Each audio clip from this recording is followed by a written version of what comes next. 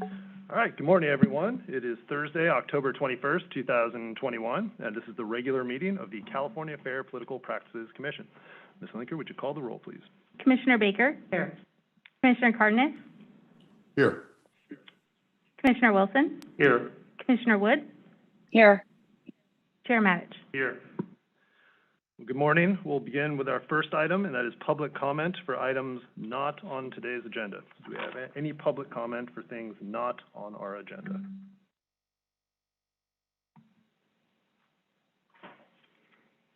Hearing and seeing none, we'll proceed to item 2, approval of the September 2021 Commission hearing minutes. Do any commissioners have edits or comments on the meeting minutes? Move to approve. A motion to approve. Do we have a second? Second. Second. Ms. Linker? Commissioner Baker? Aye. Commissioner Cardenas? Yes. Commissioner Wilson? Aye. Commissioner Wood? Aye. Chair Matich? Aye. The motion passes. All right.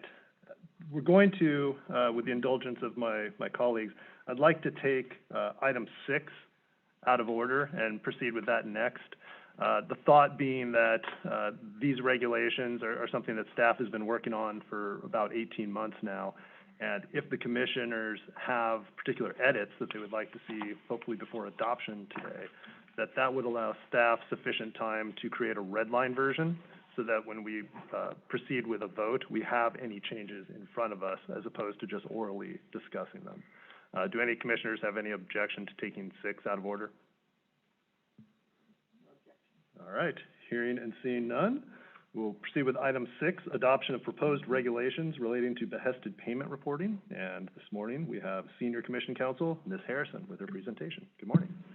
Good morning. Karen Harrison, Senior Commission Counsel with the Legal Division. I am going to share my screen so that we can have a PowerPoint presentation to accompany this. So bear with me just one moment.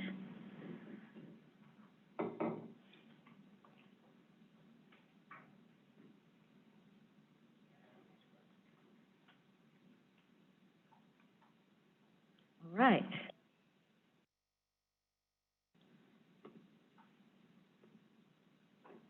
I'm not seeing the...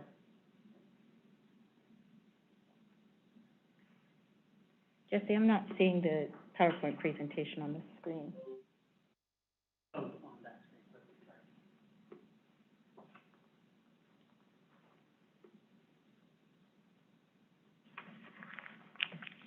Thank you. All right. So this morning we're going to talk about proposed regulations presented for adoption that regard the behested payment reporting requirements under the Act. First, we're going to go through a brief overview just to frame the issues, and then talk about the 4 areas of concern that have been identified by the Commission for Regulatory Action, and then go through the proposed regulations that are presented for adoption today. Just procedurally, I would note that these regulations have been before the Commission previously. Just to back up, there was an interested persons meeting at the Law and Policy Committee meeting in July for the first 3 regulations that you'll be seeing, 18424, 18424.1, and 18424.2. Those 3 regulations were then brought before the Commission at the July meeting. At that time, staff was provided with additional direction and comments from the Commission, and at that time, the Commission requested that staff come back with additional regulatory language, specifically addressing behested payments made from donor-advised funds. Staff presented proposed regulation 18424.3, addressing that issue for discussion, pre-notice discussion, at the Commission's August meeting. All 4 regulations were presented to the Law and Policy Committee meeting at the October meeting. There was no public comment at that time. And so today we're going to walk through those proposed regulations, and we will be noting areas for discussion and some optional language that has come about as a result of that input. All right, without further ado. Ms. Harrison, before you Yes. begin, I think we talked before the meeting. Oh, I'm and, sorry. uh, Thank you. Due to some of the difficulties with IT, running the slideshow while Ms. Harrison is conducting her presentation, I would ask the other commissioners if we could just hold our questions until the end of Ms. Harrison's presentation, then we'll go back and take one regulation at a time. But for the time being, let's let Ms. Harrison get through the presentation. Thank you. Thank you. So essentially, under the Act, payments that involve elected officials fall into 4 general categories, and these are contributions, which roughly are payments for a political purpose, income, which is payment to the official, typically we're talking about salary or wages, and then as a subset of that is a category of gifts, and this is a payment that confers a personal benefit to the official, and then there's behested payments. This is a payment made at the behest of the official for purposes other than seeking or holding elective office. And it's important to remember that each category has its own reporting scheme and limitations that may apply. And so today we're going to talk about behested payments, the reporting scheme that applies to a particular type of behested payment. And just note that there's no limitations that apply on behested payment other than the requirement to disclose. All right, so what is a behested payment? It's defined in section 82004.5, and what we're looking at here is for elected officials, so that's in subdivision C. It pertains to elected officers and PUC members, which we refer to throughout the presentation as officials, just for simplicity. It defines that a behested payment is a payment made at the behest of the official, where it is clear that the payment was made for purposes unrelated to the official seeking or holding elective office. So those are the 2 prongs, and it's important to then understand those 2 prongs.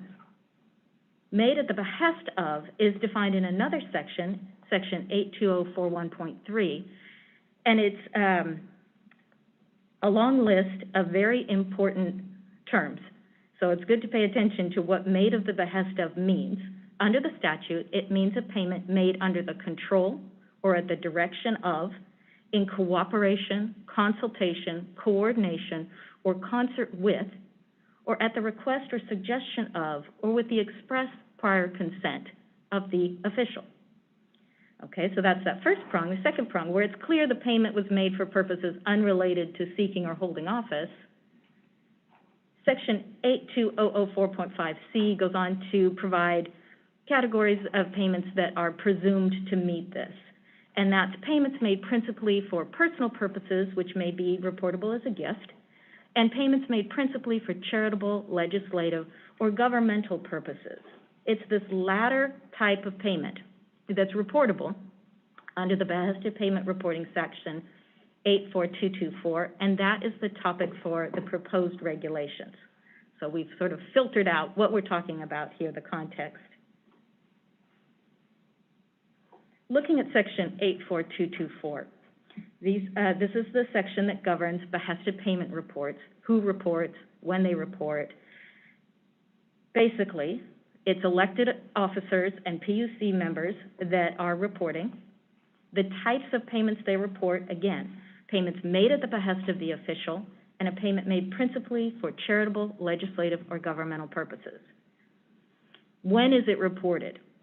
This type of behested payment is reported by the official within 30 days of a single source making payments that meet or exceed $5,000 in a calendar year. So that's the threshold.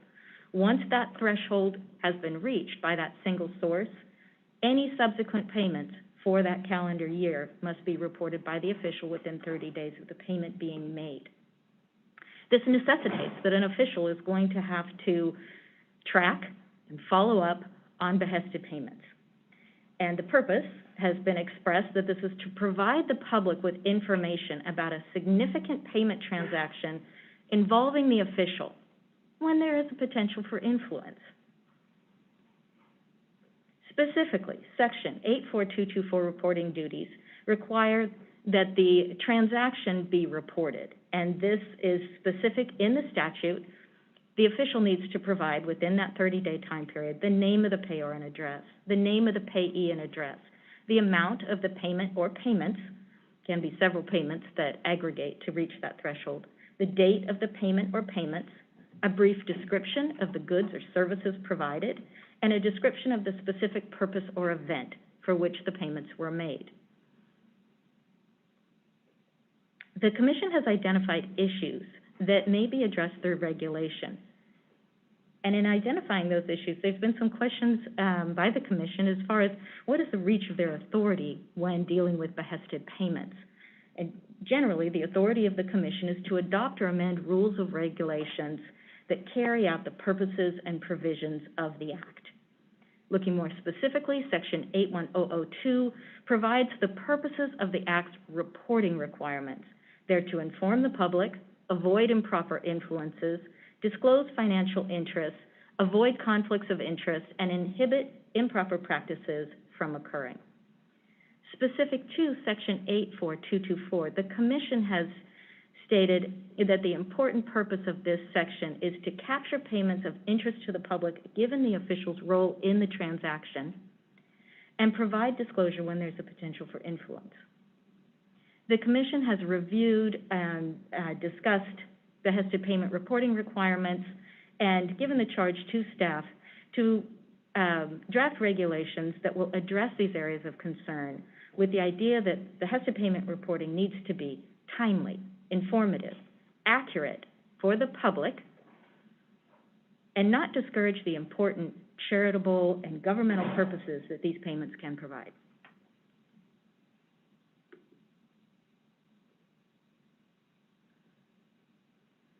All right, now we'll review the 4 areas of concern that these regulations are addressing.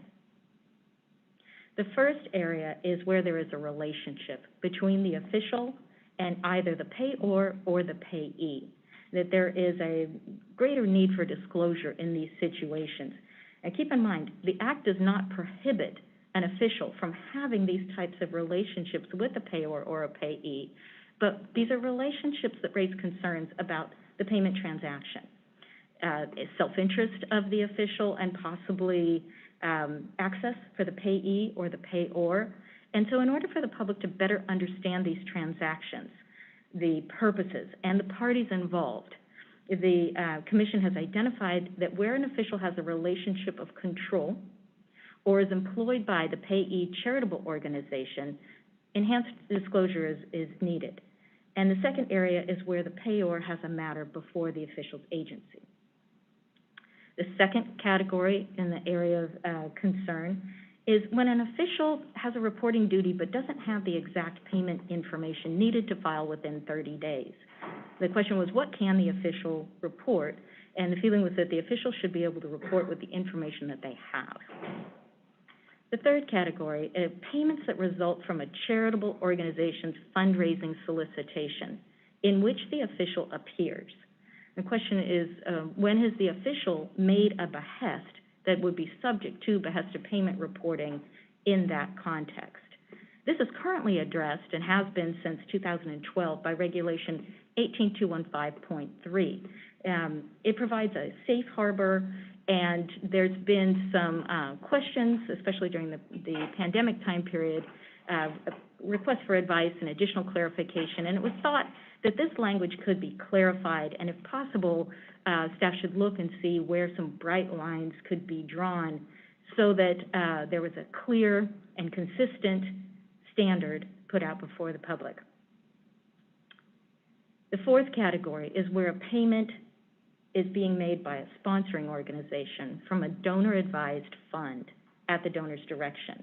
And we'll talk about that a little bit more. We'll have a little review about what a donor-advised fund is, but essentially this is a charitable giving mechanism where a donor donates their assets to a sponsoring organization in a particular fund, but the donor still has the ability to direct those funds and say when a payment should be made from those funds under the sponsoring organization's review.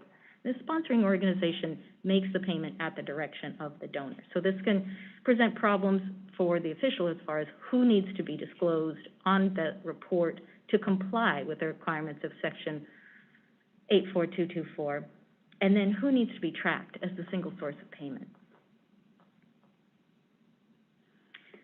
Presented for adoption today are regulations, proposed regulations 18424 addressing the first category. Regulation 18-424.1, addressing good faith estimates.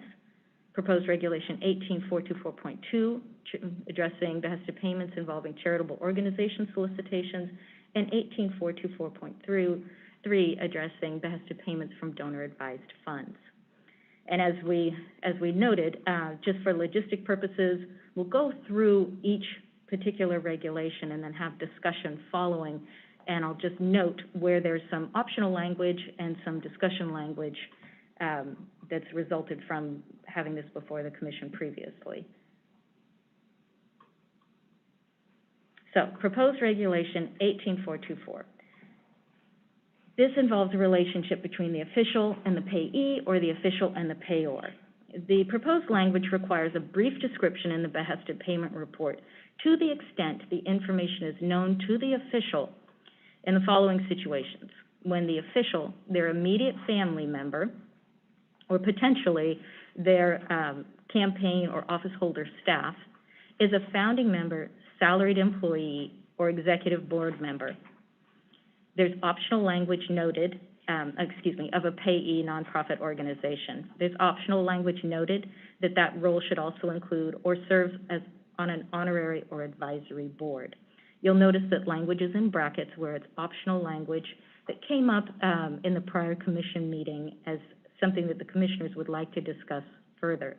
At the Law and Policy meeting, it was noted that the term executive staff member could be confusing. The original request from the Commission was, could we include language for campaign or office holder staff?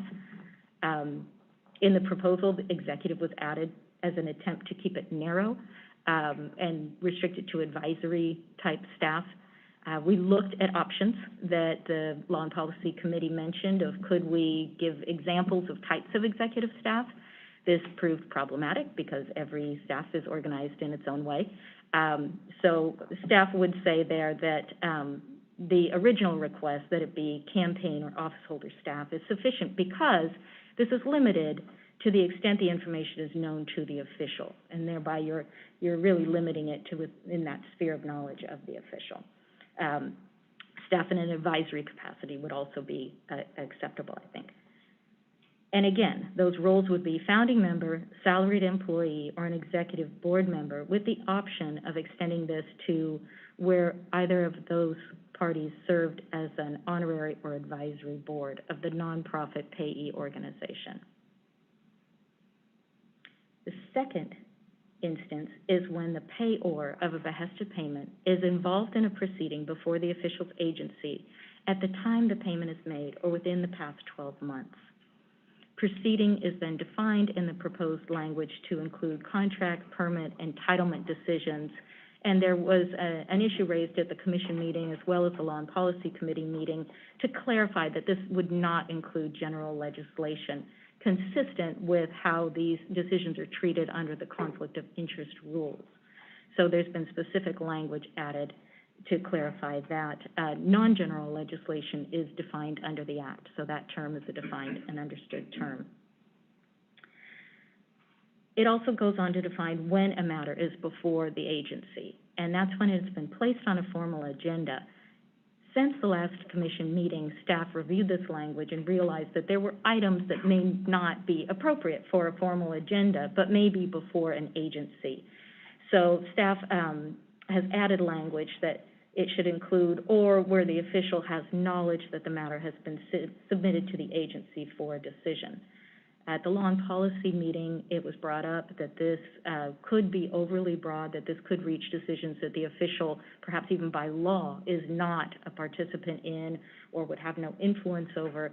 So staff has drafted some language we can talk about a little bit further that follows the conflict of interest regulations to limit this to a matter where the official would have the ability to participate in the decision, make the decision, or influence the decision. These brief descriptions will inform the public about the payment transactions, its purposes, and the parties involved.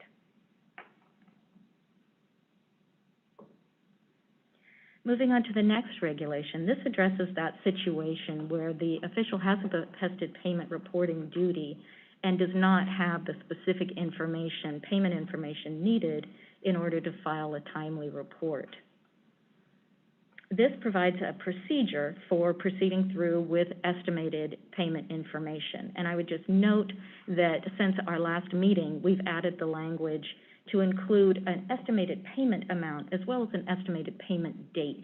This was brought to our attention by staff that handles these forms, where they noted that often when the payment amount is not known, the payment date is also not known as well. And so that's added language that was discussed at the Law and Policy Committee meeting and approved by the committee. Essentially, this provides a procedure for a good faith estimate of a behested payment amount, payment date, or both, that these will meet the reporting requirements under Section 84224 if three items are met. One is that the official must have practiced reasonable efforts and is unable to get the accurate information. There was some discussion as to what those efforts would be, and we noted that the previous presentations before Law and Policy has been that we will, staff intends to provide a written sample of what a request would look like that would meet that reasonable efforts as a part of the instructions to Form 803, which is the Behested Payment Report Filing Form. The second part is that the official states in the report that the estimated payment reflects the best efforts by the official, and also state the reason why this information can't be provided. And I would just note there that the language staff proposed that you have before you is the reason that the payee is unable to provide the information, and Law and Policy brought up that a better word there would be the official, the reason the official is unable to provide the payment information. And then the third prong is that the official must file an amended report within 10 days of receiving the accurate information. These three items would allow that estimated report to satisfy the requirements of 84224. It facilitates timely reporting and provides a clear process for filing and then amending with accurate data. This also reflects a practice that occurs informally that we have seen in our records. And so this provides clear guidance of what an official can do in this circumstance. And I would just note that there was a request from the California Political Attorneys Association that we add additional language to this estimated good faith estimate regulation, addressing solicitations. And I would just say that solicitations are addressed in another regulation where it makes it clear that if a behested payment has not occurred, there isn't a reporting duty. And so that language may be more appropriate there. And this is simply saying that this satisfies the reporting requirements under the statute.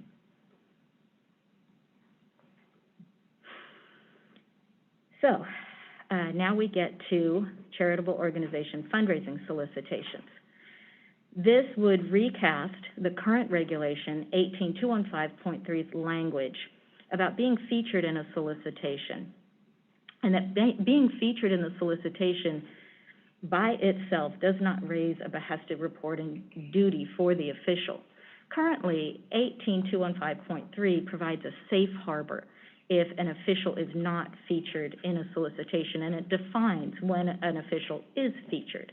But before I go into that in any detail, I just want to clarify and cement in our minds that this regulation pertains to payments that are a result of a charitable organization's fundraising solicitation. So we're already in the arena of a request for payment. This request for payment is coming from a third party, and this comes into issue when an official appears in that solicitation. So this proposed regulation would rephrase the language in 18215.3 that a payment in response to an organization's fundraising solicitation is reportable when the solicitation is sent under the control of or at the direction of, in cooperation, coordination, or concert with, at the request or suggestion of, or with the express prior consent of the official or the official's agent. And the solicitation features the official. Then it goes on to define features, as in Regulation 18215.3, with small non-substantive changes. An official is featured when the official's photo, signature, name, office appears in the solicitation in a singled-out manner, or if the official is part of the governing body and it's on a roster or letterhead, and the body has a majority of elected officials. The proposed regulation adds an exemption. There was a request if we could provide clear and consistent guidance where we could draw a red line for particular roles. And staff looked to see where that clear, consistent guidance might be possible, especially when you're in the context of an official who is being featured in the solicitation and has given their consent to do so. And we looked at the role of a guest speaker. We also looked at some other roles like honorary committees, honorees, master of ceremonies. The role of guest speaker is a role that actually occurs. You have a particular person who's assigned in that role. Honorary committees are worthy of discussion right here because typically in a charitable organization's fundraising solicitation, you may have an honorary committee. And that, what we see is that it will have a list of often elected officials, and the honorary committee is a ceremonial purpose only. And that means that in that particular instance, they're only existing on paper, and that paper is the solicitation. And so where the official has consented to serve on this honorary committee that has no purpose except to be on this solicitation, what we're looking at and seeing in terms of behested payments is that if the official has consented to be listed as a member of an honorary committee, they have consented and coordinated to appear on the solicitation. It's an important distinction, and it's important in terms of understanding why someone in one role would have a behested payment reporting requirement. So, for example, just to understand the importance of that consent and cooperation and coordination, in the advice letter referred to as Wiener, it involved Dr. Gold, and he was an honoree at a Cancer Research Foundation gala, and he was aware that he was going to be honored at the gala. He was not aware of anything further than that, and an invitation went out that highlighted that he was going to be honored. The advice letter determined that he did not have a behested payment reporting requirement because there was no coordination and consent to his being featured on the invitation. And this is in contrast to the Rebus advice letter, which was an informational advice letter. It involved a hypothetical situation where you had a solicitation from a charitable organization that had an honorary committee listing elected officials with the officials' prior consent and the coordination with the fundraising organization. And that honorary committee had no other role except to appear on that fundraising solicitation. In that instance, you had coordination and consent, and you had the official featured in the solicitation. So, when we start talking about honorary committees and honorees that are appearing on the solicitation, it becomes difficult to draw lines that are clear and consistent to give guidance when you're giving an exemption, where the real issue is not how that person is labeled in the solicitation. The real issue is, did they consent and coordinate with this charitable organization in this request for payment? And again, this particular regulation applies only in response to this third-party charitable organization solicitation. Now we'll talk about the regulation addressing donor-advised funds. So it's helpful to have a quick review of what a donor-advised fund is. It's a charitable giving mechanism under IRS rules. It's established by a donor placing assets with a 501c3 sponsoring organization. Payment is made from the DAF at the request of the donor or the donor's advisor to a 501c3, and payment is made by the sponsoring organization. It can be anonymous as to the donor-advised fund, and it can be anonymous as to the donor, but the sponsoring organization notifies the charitable organization receiving the payment that it is coming from a donor-advised fund. It could be named, the donor-advised fund could be named, it could be named with a name that gives information about the identity of the donors, or it could have a generic name.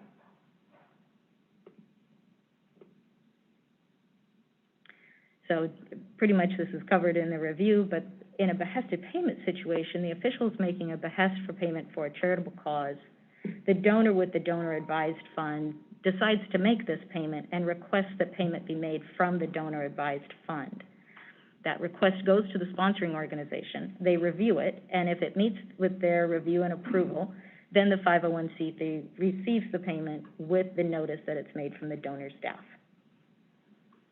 So the issue that we identified is, what does the official need to disclose to identify the parties involved in making the payment and determine the single source where you have this complicated transaction? Proposed Regulation 18424.3 provides that in a behested payment report involving a donor-advised fund, the name of the payer must include, to the extent the information is known to the official, the name of the sponsoring organization, the name of the donor-advised fund, and the name of the donor. And note that donor is defined here to address an issue that was raised at the last commission meeting, to be those who funded the DAF and have advisory privileges over the DAF. This would avoid listing donors that are deceased or donors that have no ability to direct that payment. It would include the donor's advisor as well as the donor in listing this if the donor's advisor exercised discretion regarding the payment. So we don't want to get a functionary that's just filling out a form, but if that donor's advisor exercised discretion and triggered that payment being made, that needs to be disclosed. And there's a provision that you may list just the donors that exercised his advisory privileges over this particular payment in lieu of listing all donors. The regulation places a duty on the official to inquire with the sponsoring organization as to the parties' identities, and the single source is defined where there's multiple donors. It's each donor identified is a single source for an equal share. So if there were a $15,000 behested payment from a donor-advised fund, and there were 3 donors who exercised that authority, it would be split between the 3 donors. So each would be reported at $5,000, equal shares. If it was a $10,000 payment, that would also be split between the 3, and that might fall below that reporting threshold. For anonymous donors, the donor-advised fund held by that sponsoring organization will be the single source. And for an anonymous donor-advised fund, the anonymous donor-advised fund, I may have repeated myself, forgive me. For an anonymous donor-advised fund, the anonymous donor-advised fund held by that sponsoring organization will be the single source. If there's an anonymous donor, it's the donor-advised fund held by the single source. Where you have anonymous donor-advised funds and an anonymous donor coming from a single sponsoring organization, the commission asked, could we identify this so that we could actually track basically who that fund is, almost like a marker, and have that as the single source. So there's language. If the official, for some reason, is able to do that, the official should track that specific anonymous staff from that sponsoring organization. In most cases, our understanding in talking with the sponsoring organizations is that they won't be able to do that the sponsoring organization won't give a particular marker or ID for that anonymous donor-advised fund. So the best case scenario for tracking purposes and to provide information to the public is to identify anonymous donor-advised fund held by the sponsoring organization. To just list the sponsoring organization in that circumstance would be a little bit misleading because the sponsoring organization can make payments in its own right. It can make payments from other sources. And so while there is some lumping together of anonymous donor-advised funds, this is the least amount of lumping possible. It gives the greatest amount of specificity. And it will also provide information on these forms to start tracking how often this is happening. Is this happening with particular sponsoring organizations, and does this need to be addressed further, perhaps? It also defines important terms. Sponsoring organization and donor-advised fund follow the IRS definitions, and donor and donor's advisor are defined as well. Donors defined as mentioned above.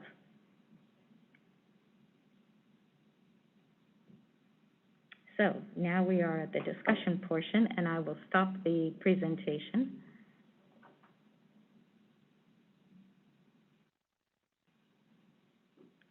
All right.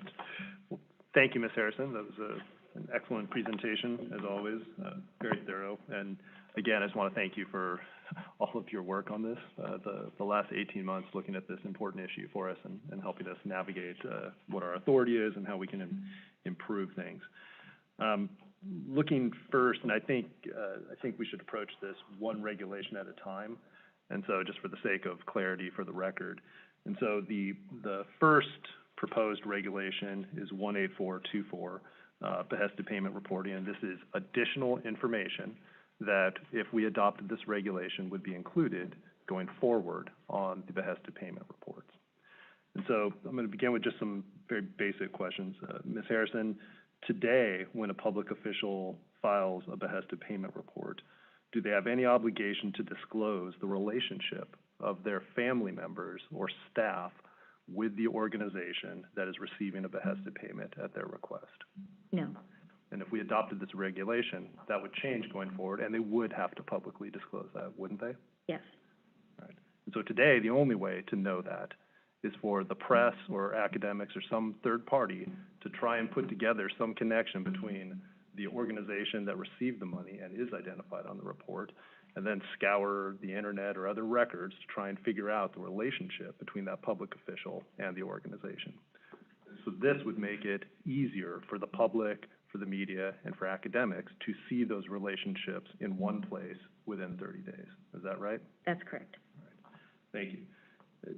Secondly, with respect to folks who may have business before public officials who are behesting payments, today, if a public official behests a payment and that payment is made, and the person making that payment has business before the public official, does that public official have to disclose that publicly? It's not currently a requirement, no. And if we adopted this regulation, that would change going forward, and the public would know that at the time the Behested Payment Report was filed. Is that right? That's correct. All right. Thank you.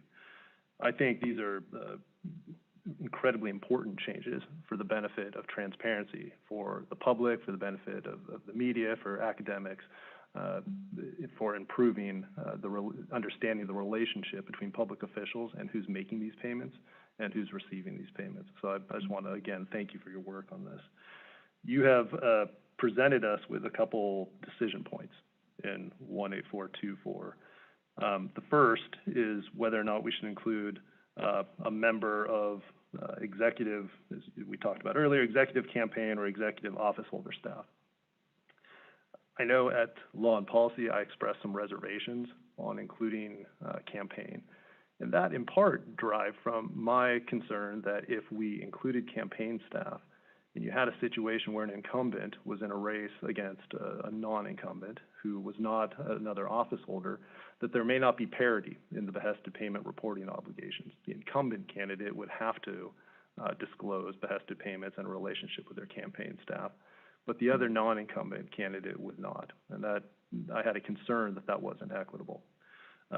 Since Law and Policy, it has occurred to me that that inequity is inherent in the statute, because the Behested Payment statute doesn't require a non-office holder to file a Behested Payment Report. So this additional information, it may be unequal, but that is a creature of the statute. That is not because of this regulation. And so I think, and upon reflection, my concern isn't a concern that would stop me from supporting including campaign staff. I do, however, I would urge my colleagues to consider removing the term executive. And I think that was staff's suggestion as well. It is overly confusing, and so on the first option, at least for myself, I would propose that we keep campaign and office holder, but remove the term executive. With respect to the second option that you present, I am in support of including a position on an honorary or advisory board or organization. I think that's consistent with our overarching goal. I think that's a good option for us to adopt, so I'd be supportive of that. And then the final piece for our consideration, I think it occurs in B2 at the end of that. And again, this arose from law and policy. My concern, quite frankly, was when I read that language, my concern was that a public official who may have behested a payment would be charged with knowing whether certain matters, which may be before, let's say, at a local level, before a city manager, where the council member, has no ability to influence that decision, but would still be charged under this language with knowledge of that matter. And I think that may be a little too far from where we want to go. And so I'm curious, what language could you share with us to narrow the scope of B2?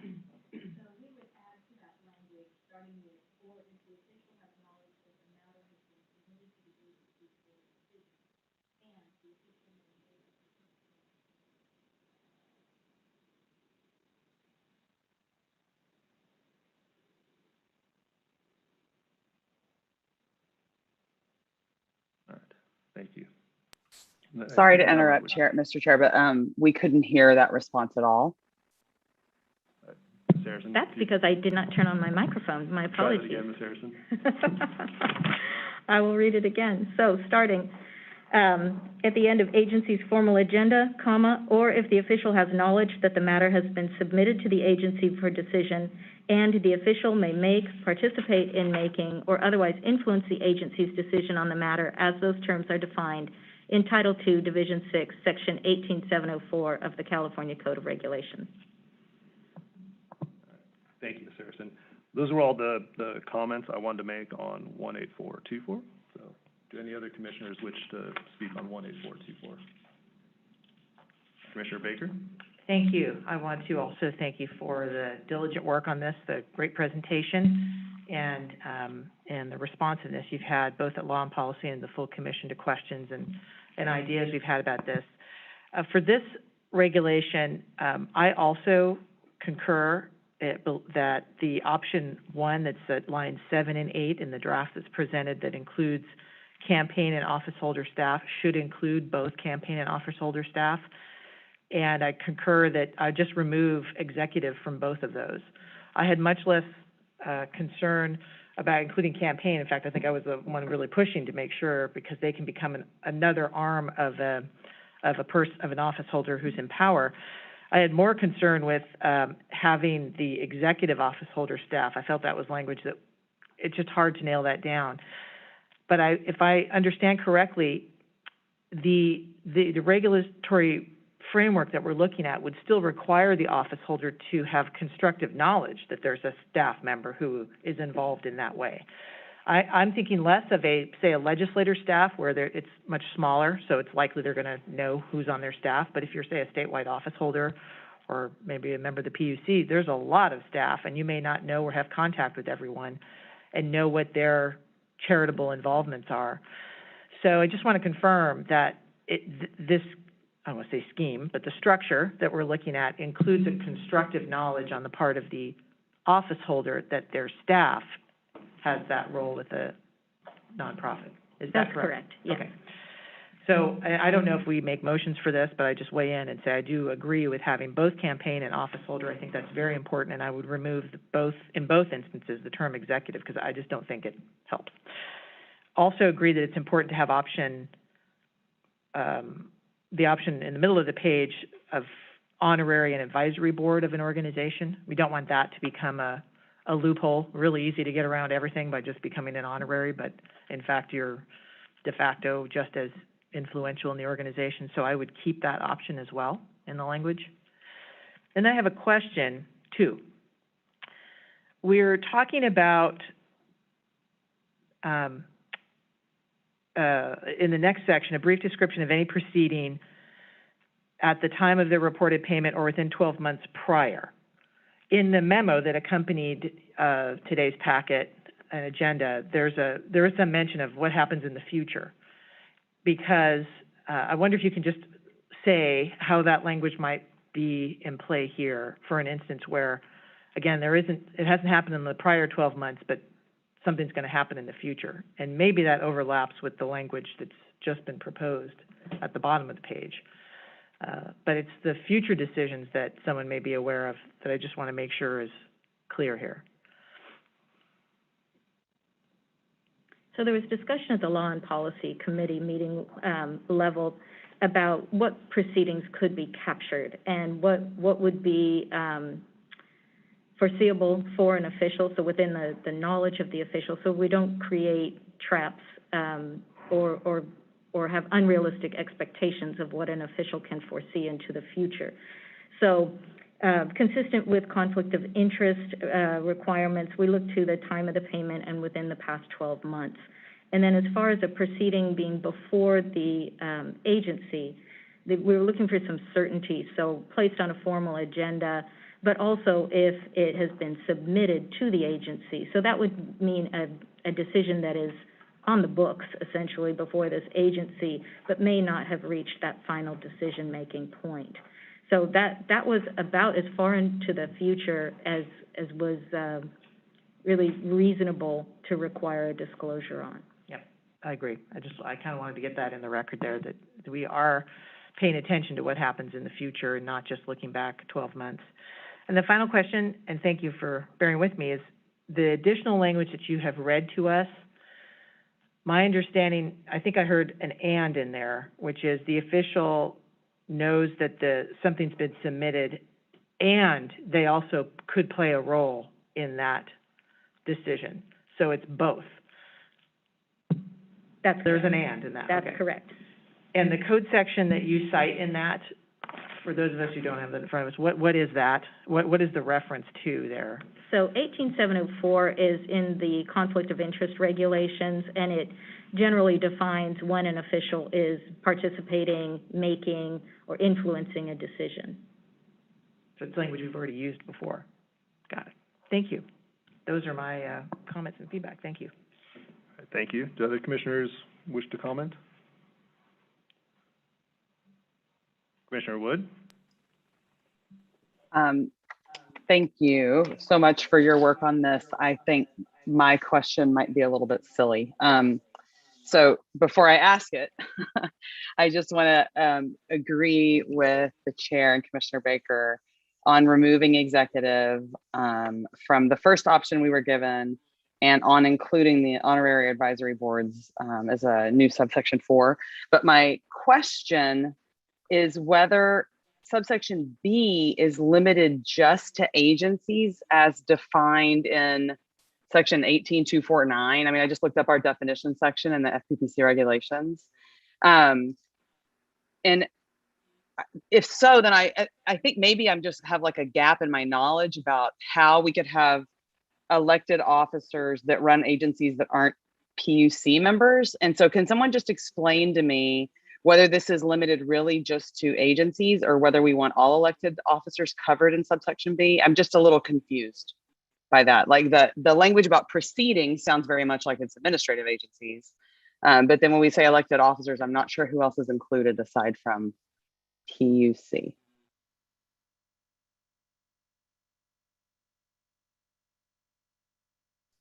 She's muted. All right, there we go. Sorry, a lot of technology to coordinate in doing these Zoom presentations. So agency generally is understood, so if you're an elected state officer, that would be your agency that you're elected to that position. And when you're before the legislature, that's your agency. Does that answer the question? Yes, that totally answers my question. I couldn't figure out how to cram the legislature into there, but maybe I just need to read it more slowly. Thank you very much. Okay. All right. Thank you. Any other questions from commissioners on 18424?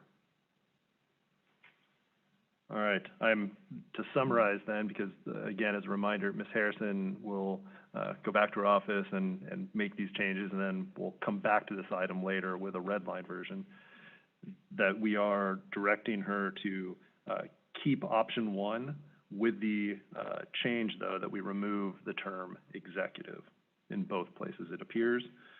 For option 4, we are directing Ms. Harrison to include option 4. And in B2, Ms. Harrison will insert the language that she read to us previously. All right, Ms. Harrison, is that clear enough? All right, excellent. Well, let's go ahead and proceed then to the second regulation. This is 18424.1, Behested Payment Reporting Good Faith Estimate. And on this one, I have one question, and that is, as I understood CPAA's comment letter, their concern was that the adoption of this estimated good faith estimate regulation could create a new duty on a public official to have to file a behested payment report for something they don't actually know about. And my understanding is that that is not what we would be doing with this regulation, but for the sake of the record, I just wanted, Ms. Harrison, for you to clarify that. Are we imposing a duty to a public official to report something that they have no knowledge of? No. Your understanding is correct. All right. Thank you, Ms. Harrison. That was my only question on this particular reg. Do other commissioners have questions on the good faith estimate reg? Commissioner Baker?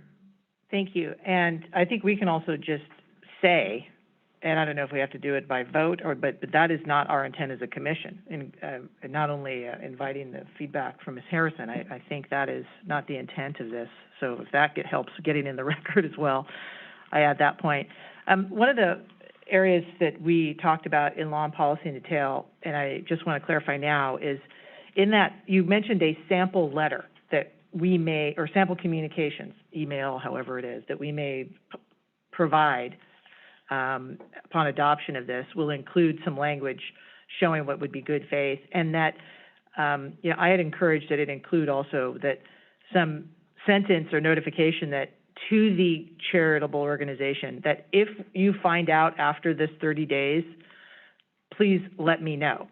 So it's clear who, not only is that good faith effort on the part of the legislator or official to get that information later and still request it, but also it's kind of on, it's clear who it's on. It's on the charitable organization to get back to the legislator, that at some point, I'm always going to say legislator, I'm trying to say official. At some point, the official has done all they can do, but it's clear and it's in writing. So we're not putting that in the regulation here, but I know we've talked about the sample letter and that it would include that. I think we discussed that in law and policy as well. We did, that's correct. Thank you. Great. Anything? Commissioner Wilson? Yes. I think Commissioner Baker pretty much covered it, but how would you, Ms. Harrison, how would you go about defining or determining whether an official acted in good faith? I mean, what would be the parameters of making that assessment? So it requires reasonable efforts. So I think you're talking about when have they made reasonable efforts. And we provide in the regulation that reasonable efforts include sending a written request to the payee for the required information prior to the 30-day filing timeline. And we clarified in Law and Policy Committee meeting that a written request includes an email, and that the intent is that this sample letter that would meet that reasonable effort standard would be included as part of the instructions to Form 803. So reasonable efforts could involve different types of contacts, but there's an example in the regulation of how you can meet it. Yeah, thank you for that clarification and for the excellent presentation. Thank you. Other commissioners have questions on 18424.1? Nope. Commissioner Baker? I also want to underscore, you're using the plural, efforts. We're not making a statement that sending this letter is it. I mean, maybe there'll be additional things that one can do. An official, you can make phone calls and otherwise. That's Just correct. want to make sure everyone's hearing there's That's plural in correct. that. There is a plural on reasonable efforts. Thank you. And I would just note that one change, from payee to official. Yeah, could you go ahead and talk about that real quick? That's not highlighted.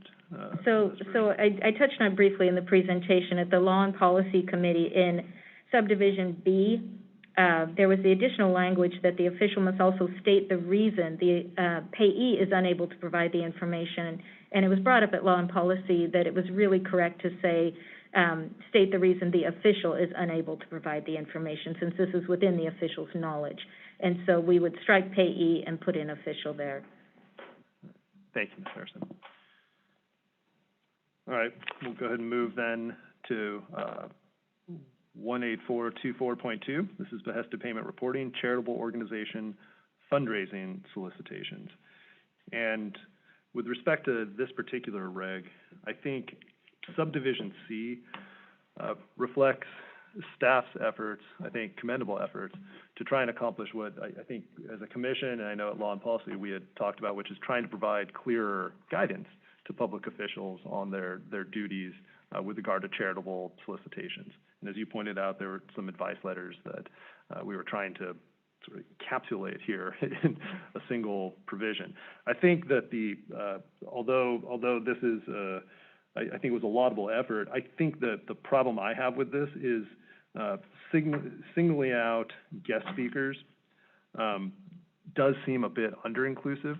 I don't disagree at all that honorary committee members wouldn't naturally fall within the spirit of what you're trying to capture in subdivision C, but I think a reward recipient, for example, would be more in line with a guest speaker.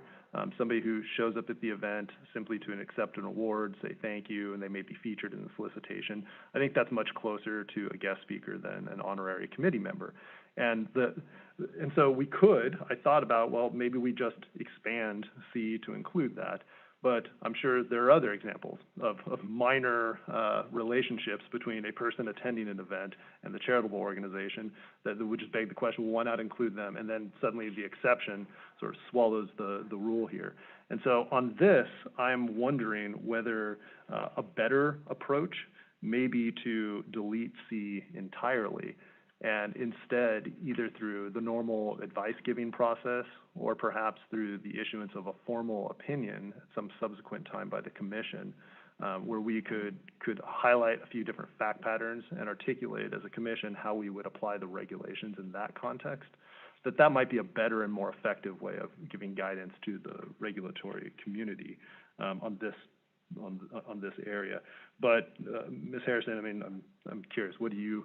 If we struck C and proceeded with that route, do you think that that's an effective way of providing greater clarity to the regulated community? I think that's correct. All right, well, I appreciate that. So that is, I think, although again, I think staff really tried hard here. I just think that this may be too tough to do in a single provision in the regulation.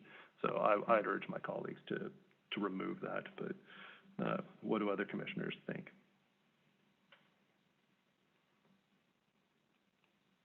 Commissioner Baker? Thank you. I think I certainly agree that by having C in there, we may be going in the opposite direction of what we want, which is potentially creating a rubric for like a loophole, and that as long as you can fit in there, you're good to go. And that's the opposite of not only what we're trying to do with this framework. It's also the opposite of what you highlighted at the very beginning, where you said, here's what the Act is suggesting that we need to be doing. And that really stuck out at me at the very beginning of your presentation. But for me to understand this a little bit better, let's say we do that. We cut C from this proposal. Can you describe what the status quo would then be? So we can get a sense of what would that leave us? So it's the standard that exists right now, and that's that if you are featured in a solicitation and you have met those other cooperated, consented, coordinated standard language, if you have done those two things, then you have made a behest and you have a behested payment reporting duty. That is what 18215.3 says now, and that is what 18424.2 says as well. but just a little clearer, perhaps. So it would be consistent with where we are now.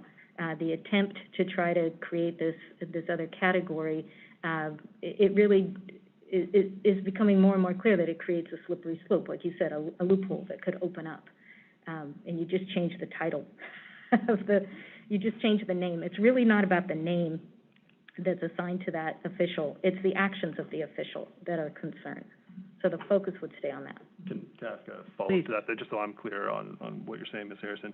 So I think what I'm hearing you say is, just borrowing the language from C as it's written, if a solicitation merely identified a guest speaker and the official's involvement in the fundraising solicitation didn't extend beyond the role of guest speaker, I think I'm hearing you say that under A1 and B, that there would not be a behested payment reporting obligation. Is that correct? Under A1 and 2, if the solicitation features the official, and the official has coordinated or cooperated in the sending of that solicitation, that would meet the behested payment requirement. But if they didn't coordinate or if they did not expressly consented, yes, then there would not then, be. Then it would not. Okay, thank you. Is there anything, I'm sorry, Ms. Chair, if I may, is there anything short of, so if we cut this out, is there more we can do as a commission to respond to any lack of clarity that there may be? And it could be, you may have mentioned it, Mr. Chair, I apologize, but that there's other official action we can take. Maybe it's in the form of advice letters or official opinions. Short of codifying in regulation an exception that may have a good intent but could go the other way, what are other options for us to take? So I think what's been mentioned is there's the option of an opinion, an advice letter that would, both an opinion and an advice letter addresses specific facts, and the facts are key in this determination. We've also discussed having frequently asked questions added to Form 803 that might clarify. Usually those pull together advice letters and distill that information in the FAQ. So that's another avenue that we've discussed. And that official letter, certainly an advice letter, if I'm getting this correct, is triggered by somebody asking, like in a specific fact pattern, but an official opinion is something we can develop and give and issue, not triggered by a particular request. Is that right? I believe that an No, opinion it's is, not. I'm getting a big head shake, an opinion is triggered by a specific fact scenario. I see, okay. I saw Mr. Bainbridge nodding the head, so that's very helpful. Okay, and we may choose to undertake that action. We may choose to undertake it after some time passes and we see how these regulations land out, or we may choose to do it right off the bat. I actually don't have an opinion on that point yet, but to me it is sounding like removing C may be the better option. That we had a good intent with trying to provide clarity, but we don't want to inadvertently create a loophole. And we may be doing that, and we might be able to provide clarity another way. So thank you for raising that. Chair. All right, Commissioner Wilson? Yes, kind of an additional kind of comment or question regarding Section C. In addition to advice letters and opinions, at a subsequent date, a year from now, year and a half from now, the Commission could adopt an additional regulation to address the issue as well, correct? That's correct. Okay, thank you. Any other commissioners wish to speak on 18424.2?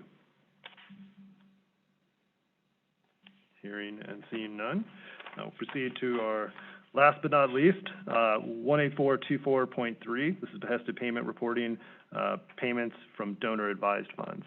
And on this one, I know we've said it before, but probably can't say it enough. Ms. Harrison, you did an outstanding job on this in really going back to having speakers come who have knowledge of what donor-advised funds are. I think it's important that the Commission first understand the logistics of how these work. Certainly it was concerning when we read in the news that there were these anonymous donations that were being used for behested payments. That has a serious implication for transparency in our world. And so thank you for having those speakers come to help us navigate this. Other than commending you on the work of this regulation, and just again for the record, as of today, under our existing rules, if a donor-advised fund is used to make a behested payment and it's anonymous, there is no other obligation on the public official to try and ascertain the identity of the donor or to provide any additional information to the public, is there? That's correct. But if we adopt this regulation, we are doing something to try and prevent anonymous payments from being used for behested payments. Is that right? Correct, with the clarification that anonymous payments are allowed, but this provides the most information that an official can ascertain and provides it to the public. Within our authority and within what is reasonable under the law. So, all right. Well, thank you, Ms. Harrison. I appreciate that. Do other commissioners have any questions or comments on the DAF, behested payment regulation? Mr. Chair, if I might. Oh, sorry, Commissioner Cardenas. Good morning. I have a question, Ms. Harrison, with respect to 18424.3 A3. The last sentence of that subprovision, if the sponsoring organization withholds the donor information, the official shall report the name as anonymous donor. What about the name of the advisor?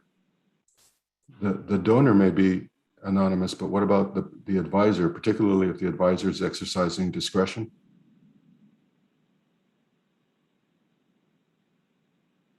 So my understanding is that typically when the donor selects the option to be anonymous for a particular payment, that they're anonymous and the donor advisor is anonymous. But you're right, if that information were available and that donor advisor is exercising authority, they should be disclosed. Is that clear that that would be the result under the current language, or is Commissioner Cardenas? No, I think we could clarify that. Okay.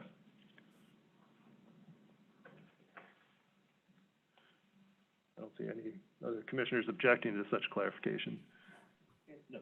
So, great catch, Commissioner Cardenas. Oh, now that I'm awake. May I beg my colleagues' indulgence and go back to a prior portion of a different section, the original one? Sorry. Of course, Commissioner Cardenas. Thank you very much. Apologies. 18424.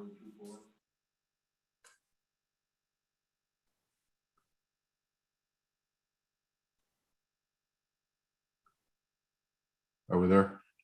So my question is on section A, section A. So we include salaried employees of such organizations.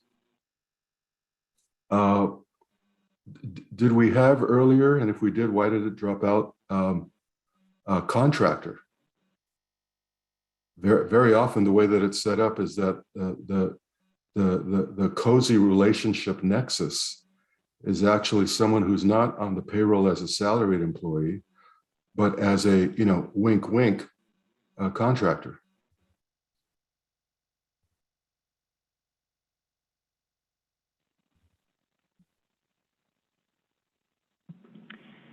So that actually hasn't come up as an issue as far as I can recall at the law and policy meeting level or the commission level, but that is certainly something we can discuss today.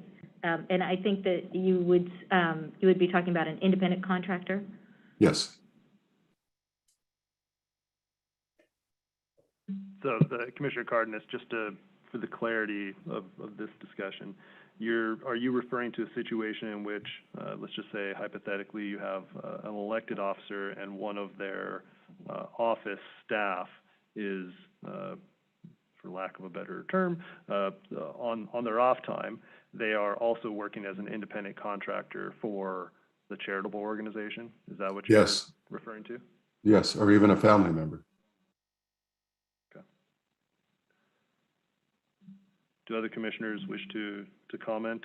I mean, I'm open to adding contractor, but what do my colleagues think? Commissioner Wilson? Yeah, I think that, Commissioner Cardenas has raised, I think, a legitimate issue, but I would feel more comfortable if it was vetted more thoroughly through the Law and Public Policy Committee, and then came back to the commission before we actually adopted it here today, because all the other key provisions of these behested payment provisions, has been discussed and vetted through the Law and Public Policy Committee. All right. Do other commissioners wish to speak on this? I thank our colleague Mr. Cardenas for finding another area that we want to be super careful with and we might have missed. I was seeing staff as anybody who's in that relationship, and I don't know if we've got definitions somewhere that help us already, but I certainly would not be opposed to taking the opportunity to look at that carefully. You wonder if you start to get into vendor and otherwise, but I appreciate Mr. Cardenas for pointing that out, and I'm very open to it. Contractor is the right word, or in some other financial relationship or stuff. See how we define that appropriately. That might be an argument, as Commissioner Wilson mentions, for taking a look at it a little bit longer. Right. Commissioner Wood, any perspective on this? I also appreciate Commissioner Cardenas raising it, and I think I agree with Commissioner Wilson that I'd like to see it kind of vetted, because it could, we have a lot of contractors in these governments, and so it would be just really, I don't know, I just want to hear a little bit more about it, but at the outset, I think it's probably pretty good. And my apologies, colleagues. I've been thinking about this, and only this morning did this particular permutation occur to me. So I appreciate your diligence very much. All right. Well, I think, Ms. Harrison, for purposes of what you're doing when we're done with this discussion and writing this up, I think what I'm hearing from my colleagues is consensus around having the contract, the notion of including contractor in 18424A be presented to law and policy with some additional information, but not include that in the red lines that you're preparing today. Commissioner Wilson? And, the committee could look at this in more detail, but perhaps Ms. Harrison could address, if feasible, the whole question of, would contractors include campaign consultants?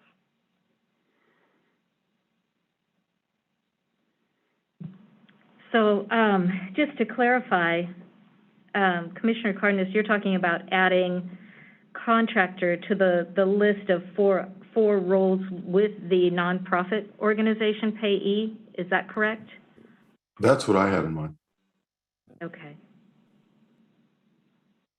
So I think because that would be in one of the roles at the nonprofit, we wouldn't be looking at the campaign consultant because it's the nonprofit organization. If we were looking at a campaign consultant, I think that would be more up at the top, where we're looking at a relationship of the official family member or staff member.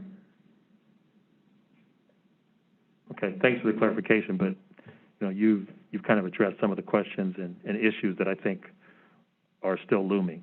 So thank you. Yeah, we'll circle back to the contractor issue in a subsequent law and policy meeting then.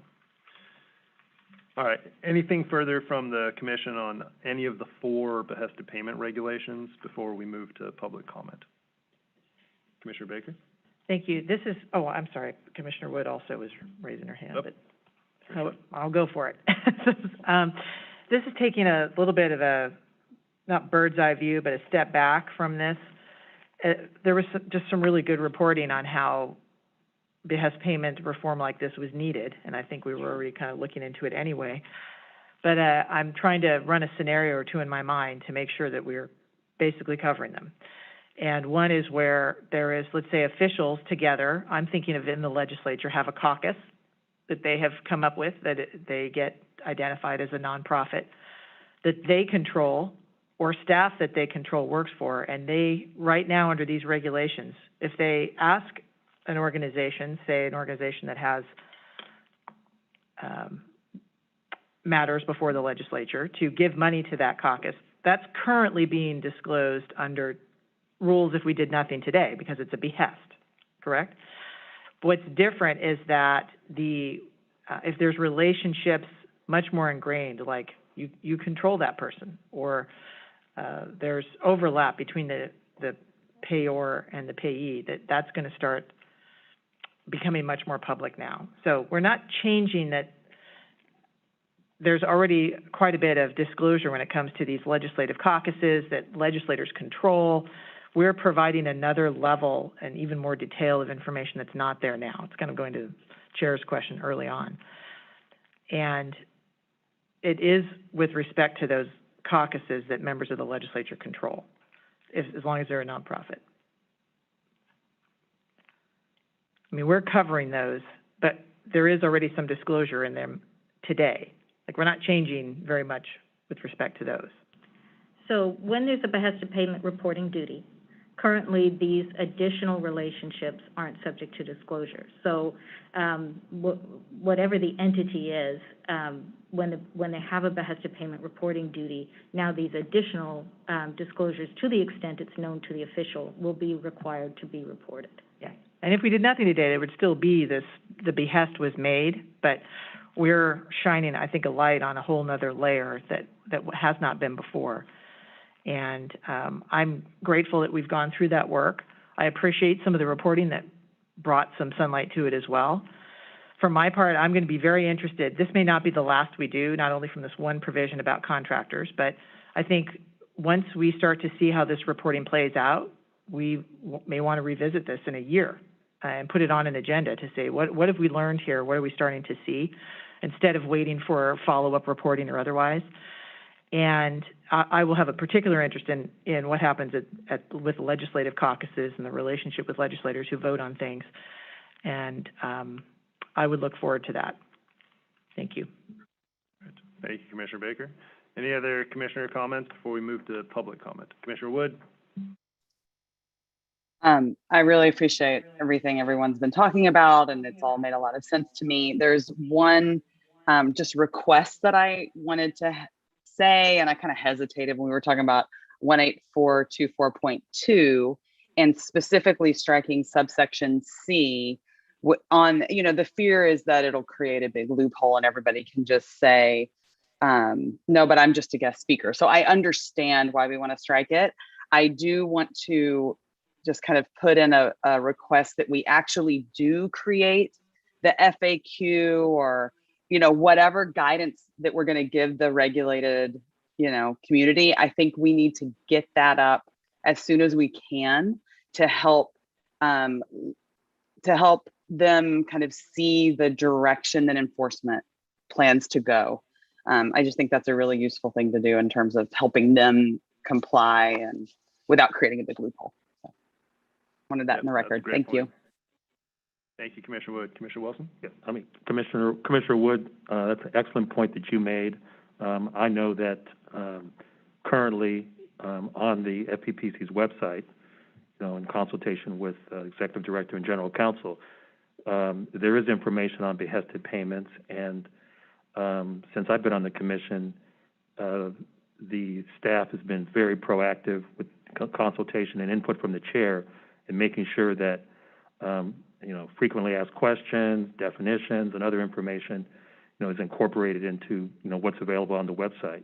And while these changes are substantial, the question that I have, I think I know the general answer, is how many officials throughout the state would be impacted by these regulations, just approximately?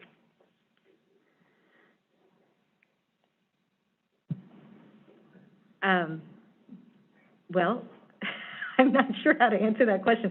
This reaches elected officials and PUC members who have this duty to report when they make a behested payment.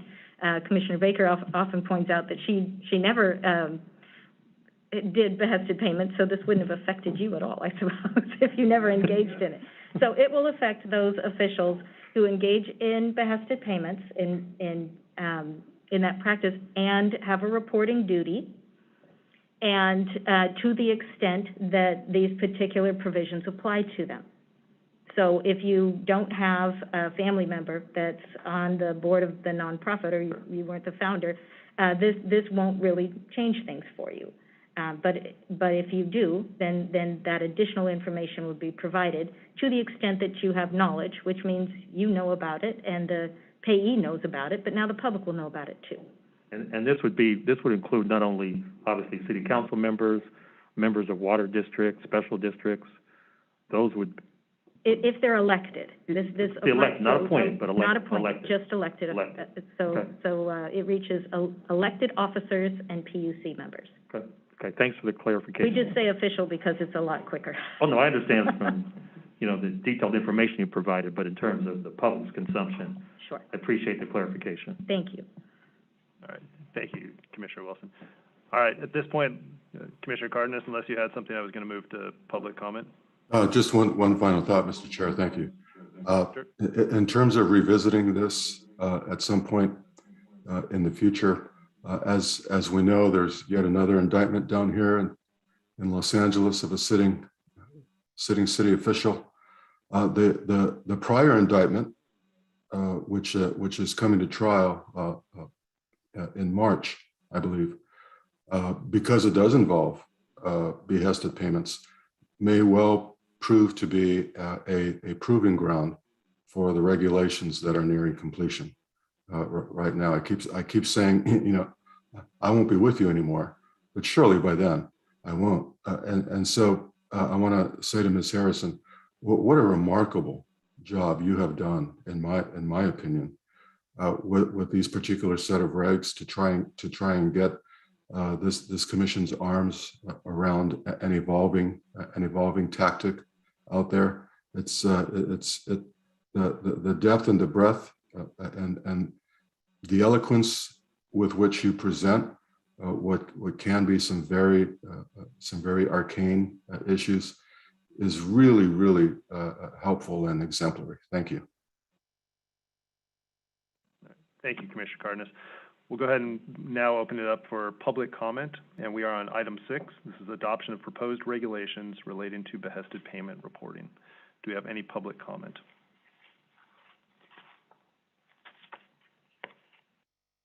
Chair? Yes. Hi, this is Nick Sanders from Sutton Law Firm. Good morning.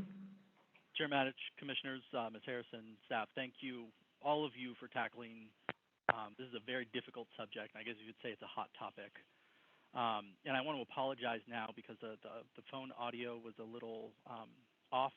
Someone couldn't mute, so I didn't hear all of the discussion, so please interrupt me if this has been covered. I'm just here to reiterate some of the issues that I and my firm have raised a few times throughout the process, hopefully in a new way. These proposed regulations, they're fairly well targeted at specific issues, but they seem also to be isolated incidents that they are addressing. They haven't created what we believe would be a really workable framework for officials to truly understand what constitutes a behested payment. I've mentioned this before, but the law kind of exists as an afterthought. Right? Back in 96 or 97, the legislators were told that donations might be considered contributions or gifts, so they put an exception in the law. And now it's moved to its own code section. The FPPC is rightly building it out. But we think the most important piece kind of remains unanswered, and that's what specific knowledge must an official have before that official's fundraising efforts could be considered to curry favor, to require a report. And we think the answer is simple. We hope the FPPC can somehow either put this in the regs or the FAQs or just state it publicly as a policy. But an official, we think, should actually know that their efforts raised money from a specific donor, because if they don't, then there's no way that that donor could curry favor. I think the biggest issue we have with the proposed regs, and the CPA letter kind of touches on this, is that they seem to create a duty on an official to go find out information that they otherwise wouldn't know. And that information is the exact information that would curry favor. And so, keep in mind, and I think that Commissioner Wilson touched on this a little bit, but these regs affect every elected official in California. And the vast majority of nonprofit fundraising occurs at the local level. We're talking about Friends of the Libraries, Parks Groups, downtown associations, Little Leagues, firefighter pancake breakfasts, right? These groups will put on an entire city council onto some honorary committee, and under the proposed regulations, especially the requirement to estimate, it would seem like these council members, even if they just appear on an invitation, show up to the pancake breakfast, and maybe give a speech, may be required to go find out who donates to the event. And, from my experience, that information almost certainly would never have made it to the officials otherwise. And I think Ms. Harrison's done a really good job kind of addressing this knowledge topic throughout this whole process. There's the preamble language in 18424, which kind of addresses this. She always mentions consent when we're talking about invitations, right? She does keep this in mind when we're doing it, but we think it's important to really codify that knowledge requirement, whether they have to know, whether they should have constructive knowledge, whatever that is, as a threshold for whether something is considered a behested payment. And I think that would make all of the regs much more workable for especially local officials who really don't have a lot of information, don't have a lot of training or resources on this. And I know that's been touched on here, but focus, for example, on specific incidents like the Honorary Committee title, right? That kind of ends up begging more questions for these local officials, right? That term can mean a dozen different things.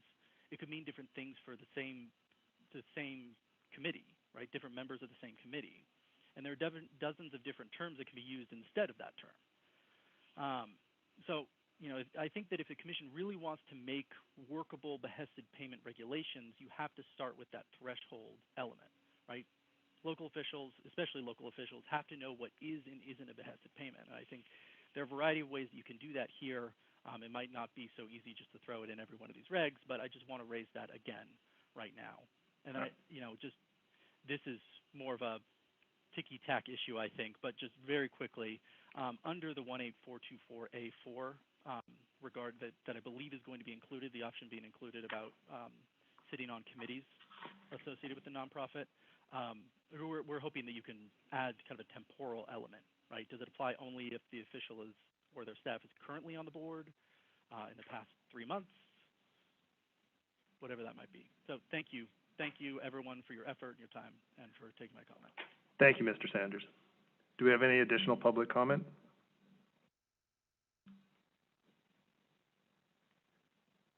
Hearing and seeing none. I'm not sure how to raise my hand or anything, but I was hoping to speak. Yes, please. We're on the behested payment regulation, item 6. Great, thank you. My name is Rob Kwan with Unreg LA, and I actually called in like a year ago or so, almost, when this conversation was coming up before the commission. And as you know, here in LA, we've got all kinds of shenanigans, and unfortunately, our council leadership has had no interest in addressing the issue of behested payments. So as a result, I am extremely grateful, and there are a lot of people down here grateful for the commission stepping up on this. I don't know the ins and outs of everything you're talking about, so I reserve too much judgment on all of that nuance, but I did have some concern about the guest speaker kind of loophole that might be opened up just because, money, it finds its way. And people get very clever down here in trying to circumvent regulations. So, and I also would say that frequently asked questions thing is badly needed. That's something I brought up last year as far as the lack of information our elected officials, members of the public, and nonprofits have, via our ethics commission. And when this came up as an issue in 2019 in council, when they were looking at behested payment reform, I went to your website, and I was ultimately left with a bunch of advice letters that I had to kind of sift through to get like a rough feeling of a real nuanced take on behested payments. So that kind of guidance is extremely needed, not just for the proposals that you have potentially coming, but just as far as existing law, because it was so frustrating trying to navigate legislation through council when so much of the skepticism from some of our members about the regulations was born by their lack of knowledge of the actual current behested payment law. I had situations where I talked to an elected official and mentioned that, as of now, 2/3 of our elected officials have never filed a behested payment. And they turned to their chief of staff and said, have you been filing those? And sure enough, that was one of those elected officials who hadn't filed. And I made a habit of making this stat known. And within the next filing period, all of a sudden, 2/3 of our elected officials had filed behested payments. So they became, a whole lot more aware, and that's not just me, that's the Jose Huizar saga that helped inspire them to get on their stuff. But it was interesting to see how things have changed after that, where some of the elected officials who were reporting Behested payments back then aren't as frequently. And I do wonder to what extent they are avoiding that $5,000 threshold level. And that's mainly the last thing I'd want to talk about Behested payments, because we have on multiple occasions considered dropping our disclosure threshold to 1,000, join West Hollywood and San Francisco. And that's something that died previously, and it died in 2019. There was a motion from council members Corian and Bonin to continue that conversation, and that motion is set to expire within a few months here in LA. And I understand the importance of having something that can apply across the board at jurisdictions throughout California, and the importance of you honing in on these really, really big issues. But I do hope that after you get past this, maybe that disclosure threshold is something that can be looked at. I really appreciate your consideration of this matter, and I'd just like to end by noting, here in LA, we're doing redistricting right now. You might have seen in the news yesterday, a tussle over USC, and I do think it's interesting that two of our commissioners there have developments in, related to CD9, Commissioners Minato and Bernard, and they weren't asked to recuse themselves at those meetings, and those were decisive votes. And this is an issue that's come up with our redistricting commission on the LAUSD side. I had to put together a memo on how the ED was violating conflict of interest law, and the city attorney allowed it to happen. And we ended up killing his proposal to get a no-bid contract, even though he participated in the discussion of the matter.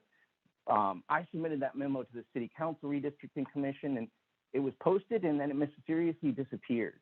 And I am under the strong belief that Harit Trivedi, the city attorney down here from the public integrity sector, leaned on Commissioner Cardenas' staff to get that pulled, which I find very troubling, as well as, throughout the summer, there were a number of meetings where they failed to timely post agendas in conformance with the Brown Act.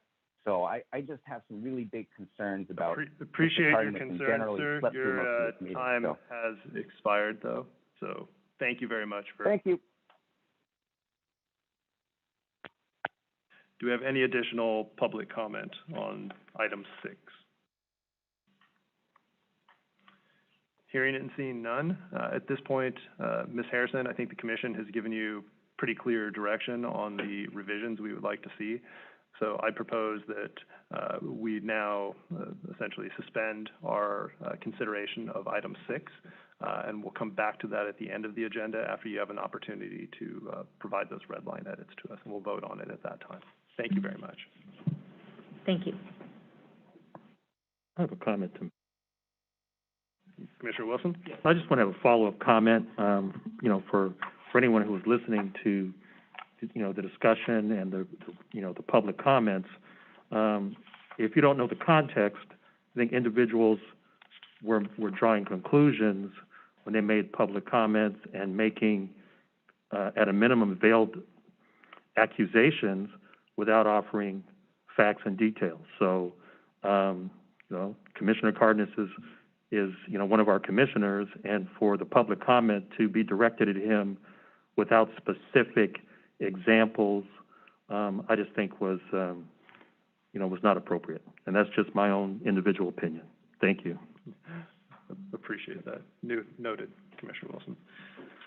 We'll go ahead and proceed now to our enforcement consent calendar, and we will welcome Chief Brereton to the table.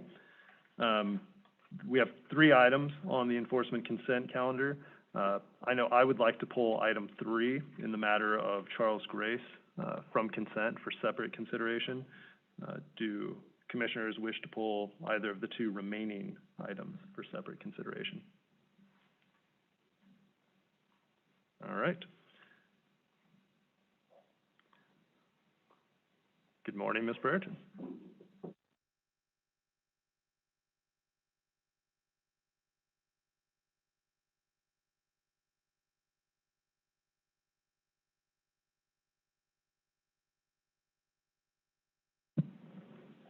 Good morning. All right.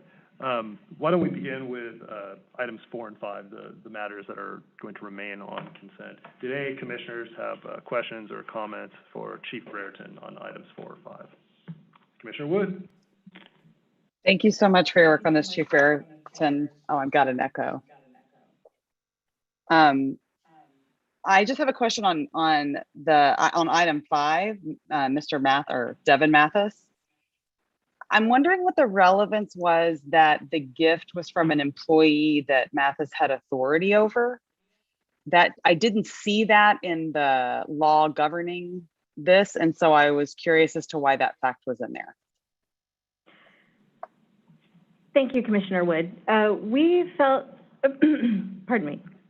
So when we're evaluating a case, we are primarily focused on the 8 factors that are in the regulation, but we are also looking at the facts and circumstances surrounding the case itself.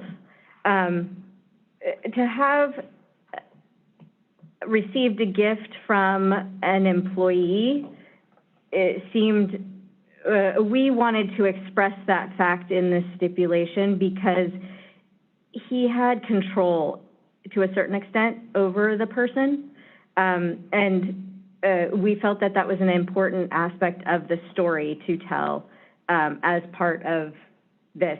It's also part, as you know, these are stipulated agreements, and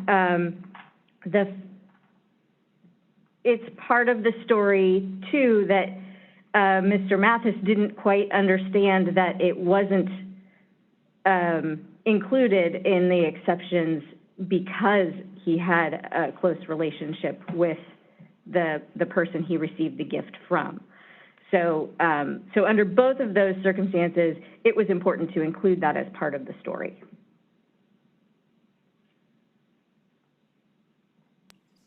Okay, thank you. I guess just moving forward, I wonder how that will work when we look for comparison cases, you know? I mean, on the one hand, maybe that goes to excuse his thinking he didn't need to disclose, but on the other hand, maybe it's almost, you know, a factor that would weigh in favor of more of a penalty. And so I just didn't really know what we plan to do with that information in the future. But if it's just important for being in there for now, I guess that's fine. I wasn't sure what we would do with it going forward. I think going forward, we'll include it as we do with all of our cases, where it's one of the factors that we consider when we're balancing the factors that are in the regulation as well as the facts of the specific case. So, you know, we're always looking at as much of the information as we can to inform our recommendations for settlement.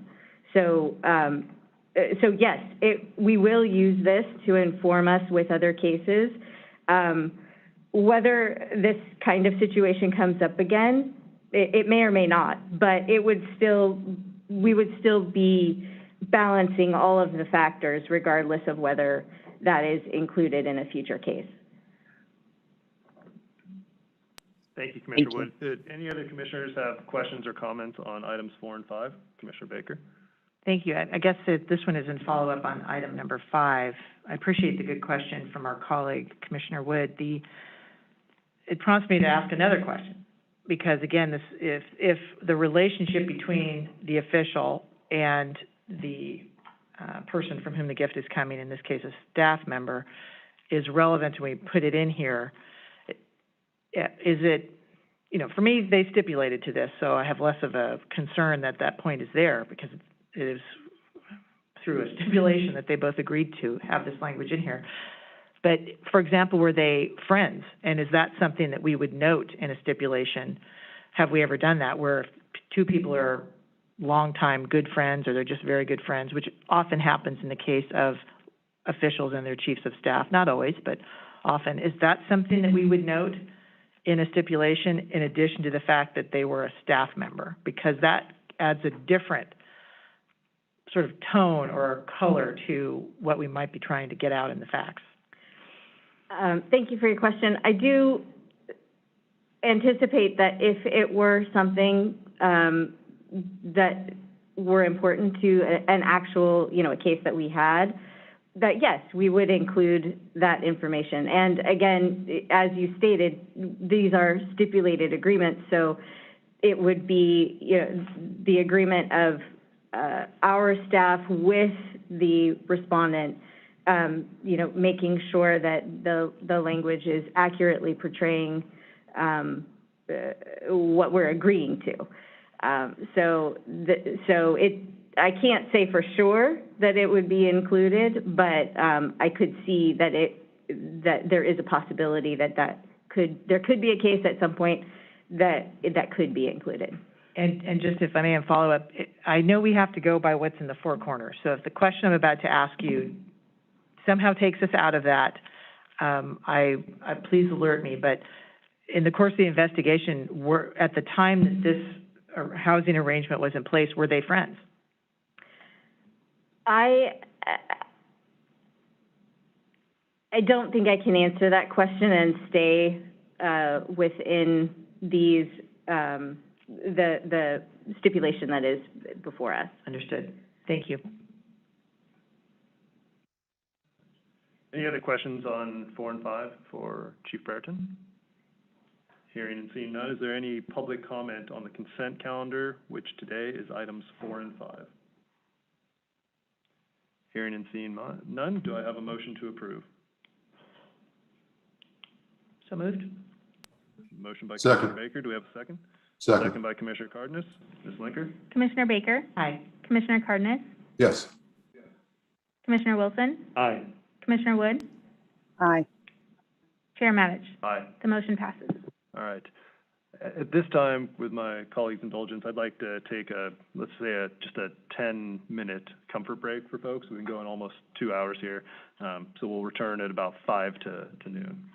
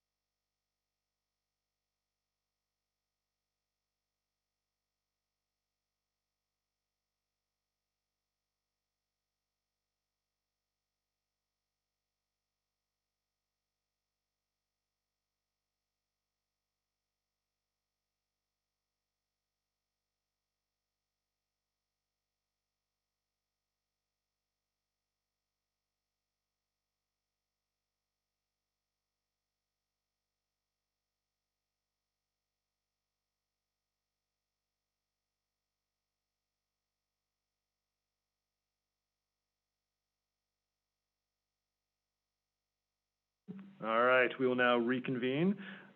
We are on item number 3 on our enforcement consent calendar. We pulled item 3 for separate consideration, and this is in the matter of Charles Grace. Chief Brereton, did you want to give a presentation of what this case is and about, et cetera? Yes, I would. Thank you. I'd first like to point out that this is our first stipulation that we're presenting for a violation of Government Code Section 1090. To give a little bit of background, Government Code 1090 is not in the Political Reform Act. It is outside of the Political Reform Act. But in 2014, the legislature granted authority to the Commission to enforce 1090 under administrative proceedings, as well as civil proceedings in limited contexts.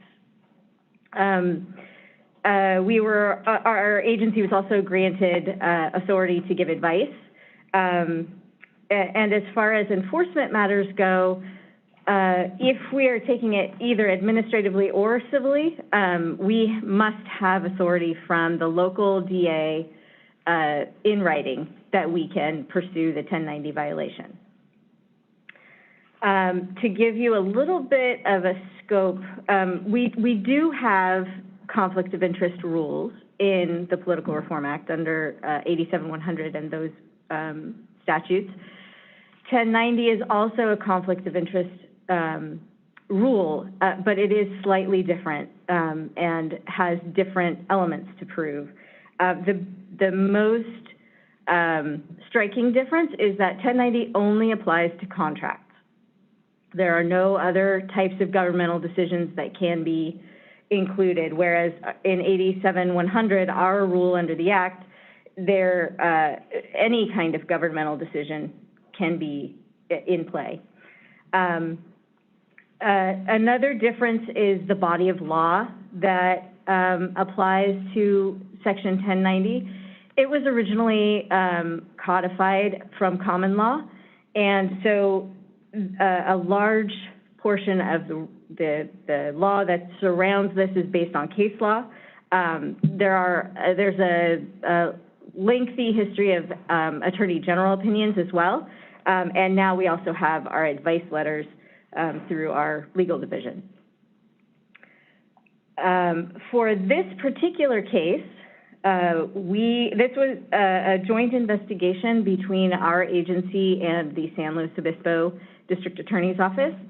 The District Attorney did authorize us to pursue 1090, and the District Attorney is pursuing violations under the Business and Professions Code, and those are outside of the jurisdiction of the Commission.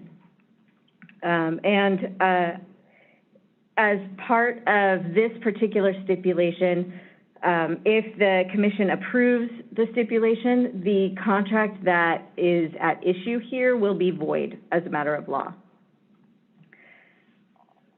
We are recommending a near maximum penalty. This is high for a stipulated agreement, and a lot of that is because 1090 is a serious matter. These are serious violations. We are very concerned with the public harm that is inherent in 1090 violations. I realize that our stipulation could have stated more clearly how we view the public harm from 1090 violations. I would like to explain that what our position regarding the statement regarding public harm, it was more in line of that this particular contract was made at arm's length. We don't have any evidence to show that the district wasn't rightfully represented or there wasn't good faith on both sides when they were negotiating this contract. But we also know that the contract was approved at a public meeting of the district. It was all on public record. The minutes do reflect the contract being approved by the district itself. And we also took into consideration the cooperation of Mr. Grace. He fully cooperated with our investigation, even to the extent of signing a tolling agreement. We received the information about these potential violations at the time that we received them. They were potential in 2020. So by that time, the statute of limitations had already passed for us to pursue potential civil action. It's a 4-year statute, and this particular contract at issue was in early 2016. So in order to preserve our administrative statute of limitations, which is 5 years, Mr. Grace agreed to enter into a tolling agreement with us so that we could investigate. He provided information. He worked with us very cooperatively in that respect. Our tolling agreement does expire on November 30th of this year. So we are bringing this to you now so that we can hopefully resolve this before our tolling agreement expires. I would also like to add that this stipulation includes an admission by Mr. Grace that he violated Section 1090, and as I said previously, the contract will be void as a matter of law if the commission approves this stipulation. So I am happy to answer any other questions that the commissioners may have. All right. Well, thank you, Chief Brereton. Appreciate the background. And part of the reason I pulled this is I do think it's important that we spend some time discussing the stipulation and even just the language that's used in it, because it is the first time that we have a 1090 violation coming before the commission. I think it's important that this is the first time we're doing this, that we get off on the right foot and are very clear about the importance of this to the commission, and frankly, for the importance of protecting the integrity of government officials and the public. So I guess my first question I didn't have before, but after hearing your presentation, where in the stipulation does it state, I think I may have missed it, that the contract is going to be void if we approve the stipulation? Actually, it doesn't state that in the statute, in the stipulation. The statute that authorizes us, let me find my reference, just one moment.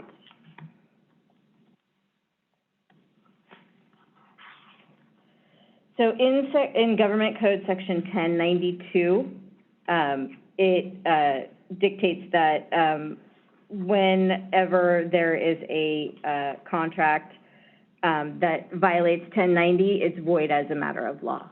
Right. All right. So this is more of an observation and suggestion for the future. On page 6 of this stipulation, on line 14, as part of the factual summary, we note that the contract remains in effect. So I think without hearing your presentation, I know I would not have remembered that under the law, it would have been void as a matter of law. And so I would have thought the only penalty for this individual would have been the $4,500 fine. And so I think that is an important thing going forward to include in 1090 stips, that the approval of the stipulation, if the commission were to do that, voids the contract at issue. I think that's important for us to know that clearly from the stip, and also for the public to understand that as well, because it certainly goes to the gravity of the penalty for the violation here. Secondly, speaking of the gravity of the violation here, as you alluded to, the stipulation, I think, could have stated certainly more clearly in a better fashion the harm that occurred due to this violation. I mean, 1090, part of the issue with 1090 is trying to address is even the perception of self-dealing by government officials. And so here, I would say, and I would assert, that the public was harmed when Mr. Grace, whether he meant to or not, was on both sides of the transaction.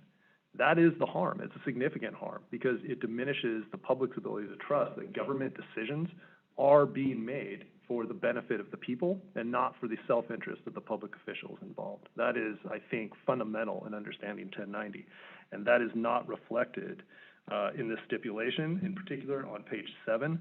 The statement on lines 16 and 17, there's no evidence that the public was harmed by Mr. Grace's action. That's wrong. They were. Once he was on both sides and had an obligation to recuse himself and he didn't, that was a public harm. And I will just tell you, for myself, I can't support the stipulation today with that language included in it. That to me sends the wrong message to the public about how serious violations of 1090 are. And so whether other commissioners feel differently and this is approved today or not, I would like to see going forward that language be much stronger in subsequent stipulations. And again, this is the first time so we haven't had the opportunity to have a dialogue about that, so I recognize that. But I feel strongly about that. I think that needs to be better reflected in future stipulations. And then I had and I don't know, sticking with the four corners, I see on page 9, lines 6 through 7, there's some reference that Mr. Grace sought advice from the legal division related to his role in the budget subcommittee. We didn't give it because we don't give advice on past conduct. But my question for you is, did that action by Mr. Grace seeking advice occur before or after he was negotiating his own contract? My understanding is that occurred in 2017, so that would have been after the activity that occurred in this matter. Do you know whether in 2017 Mr. Grace was aware that he had potentially violated 1090 with his earlier actions? I do not have that information. Okay. All right. And then my final question for you is, in terms of administrative penalties, I think the amount, staff was correct in recommending a higher end penalty. I think that's consistent with the gravity of the violation and the public harm here. My question is, in this case, this strikes me as a scenario in which you have a government body, the district, which has chosen to rely on third parties to perform its functions. And so you're going to have a lot of outside folks who aren't typically government employees coming in and performing those functions and become subject to 1090. And it makes me wonder whether, as part of this type of a stipulation, we could have some requirement that Mr. Grace go through the trainings that are provided by the Attorney General's office and others, so that we can be assured that if we were to approve an agreement like this, that the violator has now taken steps to come up to speed with the law and that they won't make that same mistake in the future. So is that an option for us in terms of remedies here? Galena can jump in if I am incorrect, but I don't think that we have done that before, where we have required training as part of a settlement. I would want to do some more research on that to find out if we have the authority to include that kind of requirement in a stipulated agreement, and I'm happy to do that and come back to you with that. All right, I'd appreciate that. I think it'd be good to know what the extent of our ability is here. So those are my comments. Let me open up to other commissioners. Commissioner Baker. Thank you very much.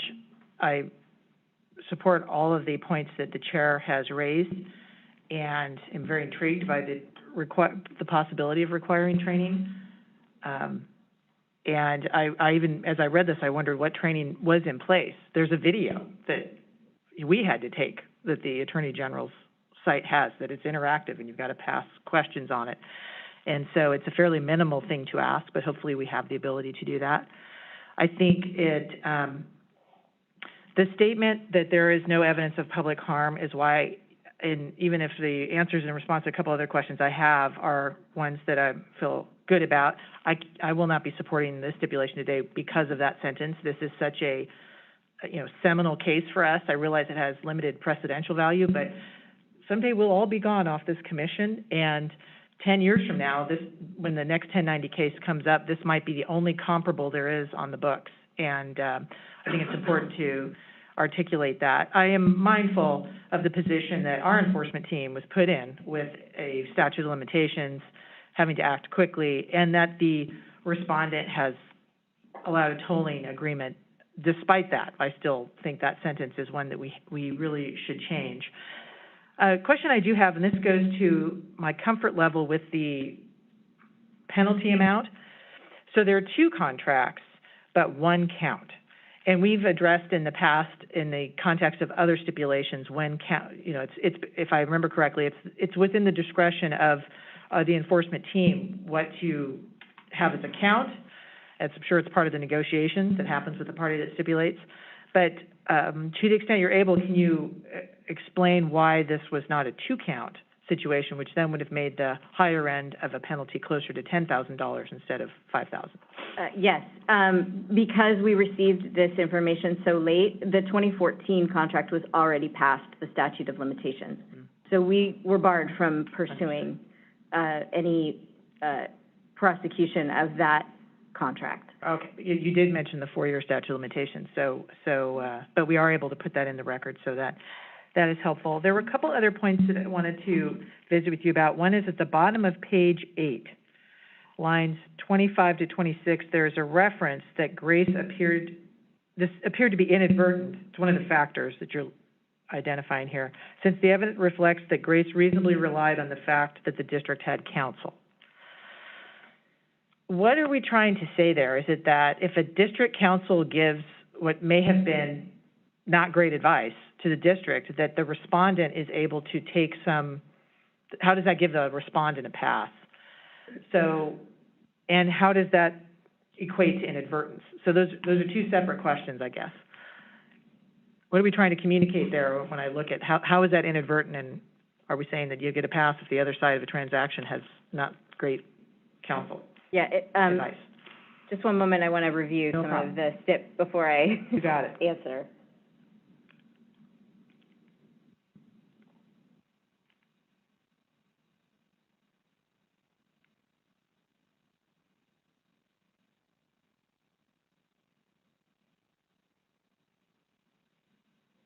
So as concerns this particular matter, we have evidence and we include some information in the facts that the counsel for the district was involved in creating and negotiating the contract as well as bringing it before the district for approval.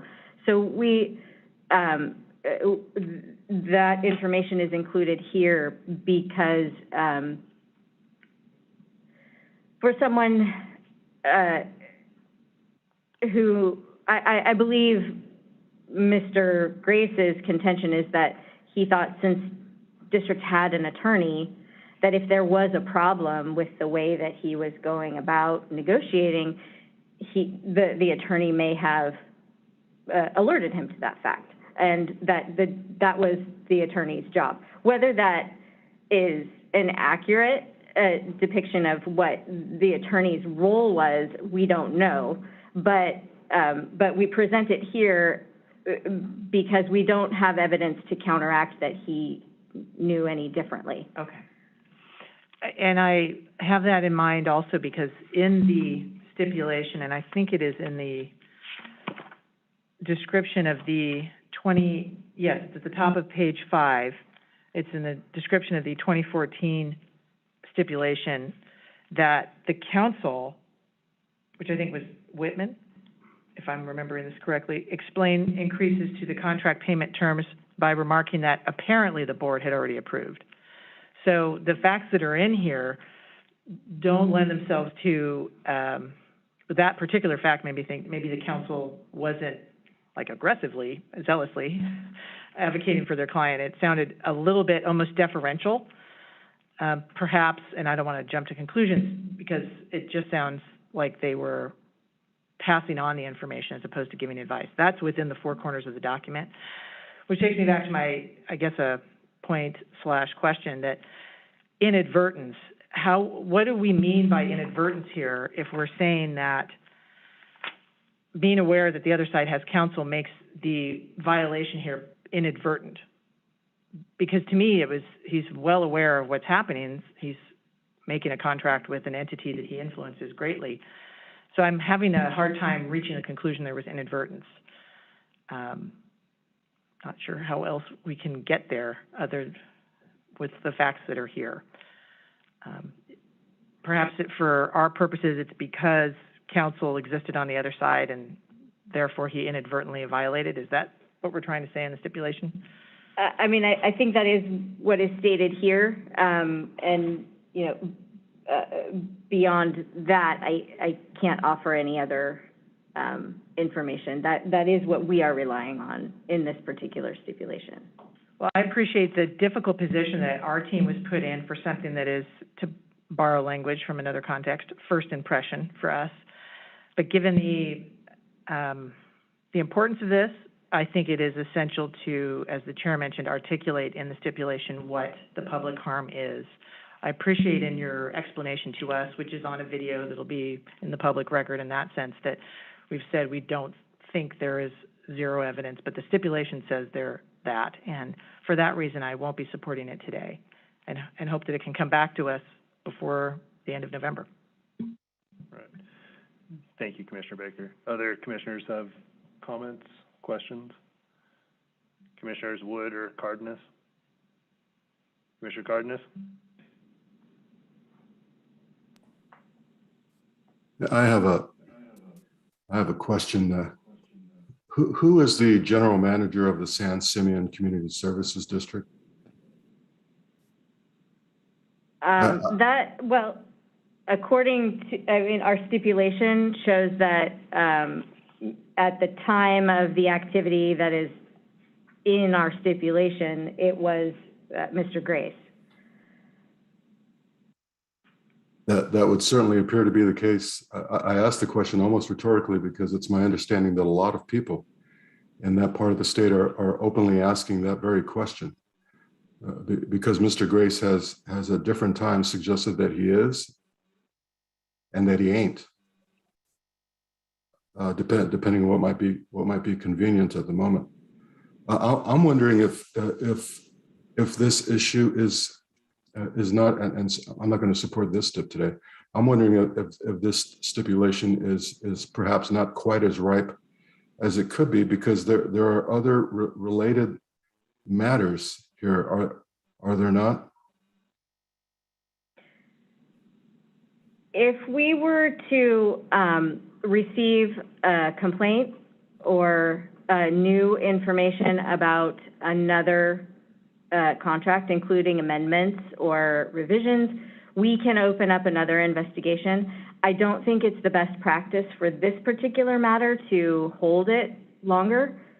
It will just continue to get older as we go on, and we would need to file a probable cause report in order to toll the statute of limitations. I think for this particular case, the best practice is to resolve this issue with a stipulation, assuming that the commission agrees at either now or at a later date, and then evaluate the new complaint and the new contract on its own as a separate investigation, and take the time that is needed to properly resolve and evaluate that matter. Thank you, Ms. Harrison, or Ms. Brereton. I was actually contemplating other matters in a different direction involving different but perhaps related parties.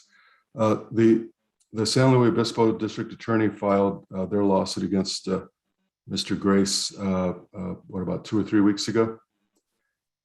One of the board members of that community services district, that CSD, that then shortly thereafter resigned.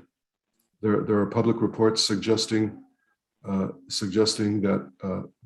your staff is otherwise looking at other areas, and so I am wondering if maybe there's a broader context within which this stipulation, either in this or in some different form, might be more appropriately understood at a subsequent date.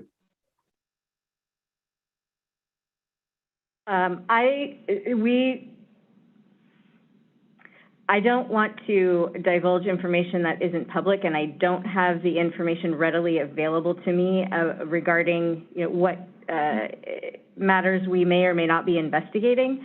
What I can say, though, is we thoroughly look into all of the complaints that we receive, and we often have situations where there are multiple complaints that come in about an area involving multiple people.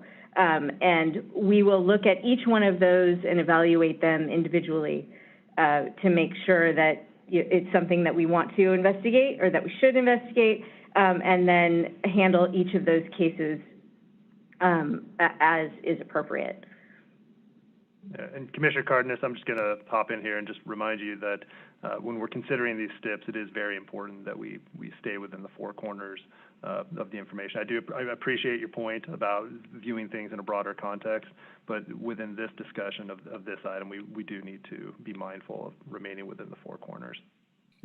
Thank you, Mr. Chair. Final question, when does the toll? For our tolling agreement, Yes. the expiration date is November 30th, 2021. Thank you. Any other commissioners wish to provide comments, questions? Commissioner Wood? Great, thank you. I don't want to not reinvent, but I want to say things that people have already said, so I don't want to be repetitive here, but I just want to also support this idea that we need to be really specific about what the harms are. And one of the reasons I think that we need to be doing that is we need to be educating the public.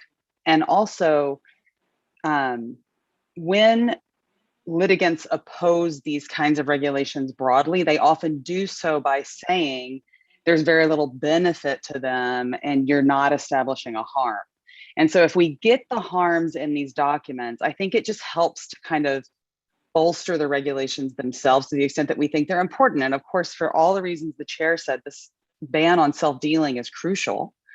And so for what it's worth, I just wanted to mention that analytically, I actually think there's two kinds of harms going on here. So the residents in San Simeon, I think that's who this group is from, they brought out kind of procedural and informational harms. They talked about frustrating the purpose of the Form 700 generally, which is a procedural harm, but also because they lack the information, that's the informational harm that results also. The stuff the chair was talking about is more like democratic harms, which actually you kind of talk about in the paragraph that leads up to the conclusion that there was no evidence the public was harmed. But I would just encourage you, when you're writing about, to flip it on its head, right? So you talk about the expectation of the public, but of course the democratic harm in the way the chair mentioned it was that the public will lose faith that the officials are acting in the public's best interest. And so if you frame it that way, and we say that the harm is from the appearance of self-dealing, then it's presumptively that the harm exists. I think I'm right about that. But anyway, I wanted to just put all that on the record on this meeting, because I think being really precise about what that we believe the harms are is really important for defending the regulations in court down the road if they're ever challenged.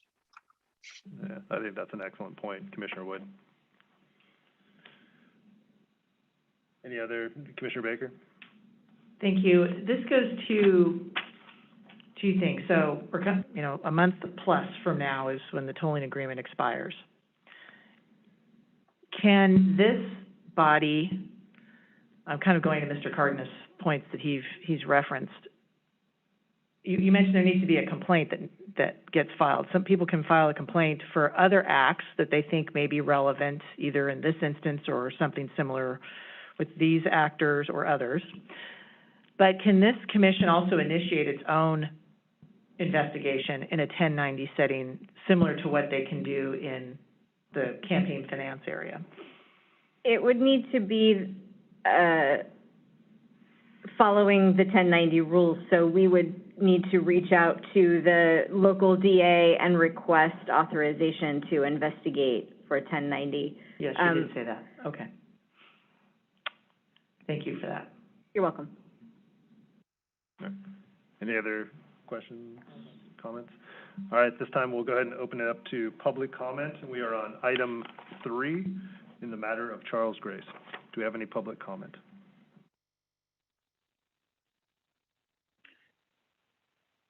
Good afternoon, Commissioners. This is Hank Kresak. I'm a resident of San Simeon, and I did have a kind of a written, exactly timed 3-minute presentation, but I heard some outstanding questions raised that I'm going to deviate some in the hopes of providing some additional information towards some of the issues that were raised that were very serious in our minds. We do believe that a lot of harm was done and very serious, portrayed, and much more than was portrayed in this plea deal. And I'm going to give you a couple of examples.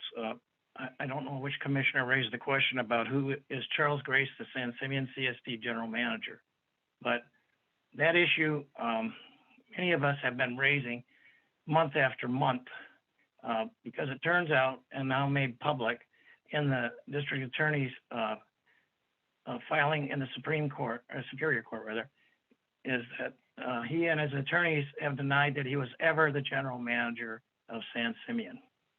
Although representing himself that way, signing contracts, executing everything else, grants, you name it, even one of his attorneys' agreements was written to General Manager Grace and had his invoices sent to General Manager Grace, and General Manager Grace signed his attorney's contract. That's how far it's gone. But he is denying, along with his attorneys officially, that he was never the general manager, and he changed his Form 700, the last one, to say he was a contractor or consultant. This is very disturbing to many of us, and that goes all the way back to 2016, because everybody believed he was the general manager. We have high turnover in because we're a small community, and our director set and so on. So there was a lot there around that that's still a very raw wound with the community here. But they're still refusing our directors and Charles Grace to directly answer that question. I'm going to come back to that in just a moment. In 2017, there was a question raised about, was he made aware of it? And yes, he was. I raised that issue because I had worked at the state and worked with general services for a while on large procurements. And so when I moved in the community and started getting involved, I started to see what was going on. It was very concerning. And in 2017, I wrote a letter expressing concern about conflicts of interest that were occurring. And you have about 30 seconds left, sir. Oh, wow. Okay. Well, I believe if you go ahead with his deal, I do have more answers to questions, I guess I won't, but the attorney told him he had to do it, find out on himself about conflict of interest.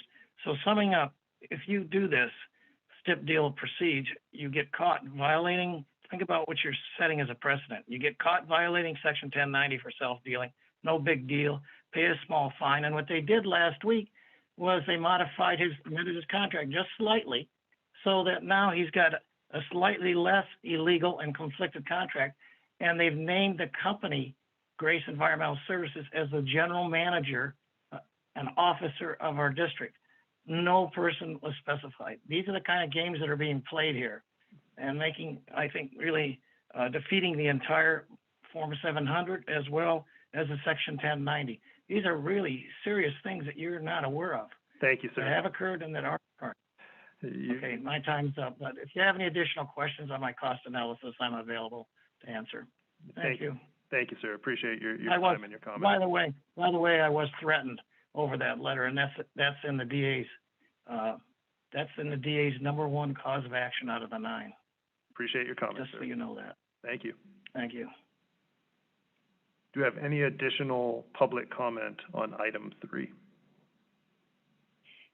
Good afternoon, Chair and Commissioners. This is Amber Maltby. I represent Charles Grace and Grace Environmental Services. Good afternoon. I would like to weigh in briefly on a few of the points that were made this morning, and I would actually like to first begin by thanking the Enforcement Division staff who have extended incredible courtesy and professionalism over the almost year now that this investigation has been open. And Mr. Grace indeed extended the tolling agreement, I think in total 4 times, to allow the FPPC to gather all of the information that it needed along the way. So just a couple of points with regard to the public harm and the issue of what that harm was. I certainly appreciate the points that are being made this morning and the need to observe that these laws are in place for a reason. The reason why we think that the public harm was minimal is that this is a district that has exclusively relied on outside contractors to provide all of its functions, staff, facilities, maintenance, the entire thing. They haven't had employees since, I think, 2004. And so it has been the district tradition to review and approve these contracts. The contract that we're talking about here, the 2016 amendment, it was an amendment. And, I think for those under Section 1090, an amendment is particularly tricky territory.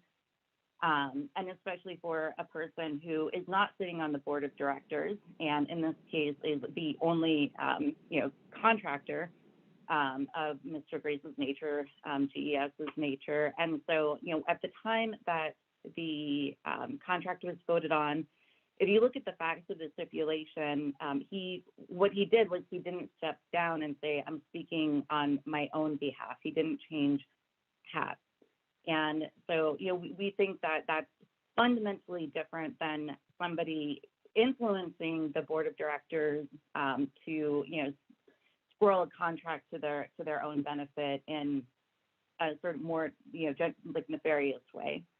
And the final point that I want to make is, with regard to what his title is, that's something that has been working its way out with the district's board of directors. But I think it's really important for you all to know that he has always acknowledged that he is subject to Government Code Section 1090 and the Political Reform Act because of his actual duties that he performs. And so, I just wanted to make that point as well. Thank you very much. All right. Thank you, Ms. Maltby. Do we have any additional public comment on item 3?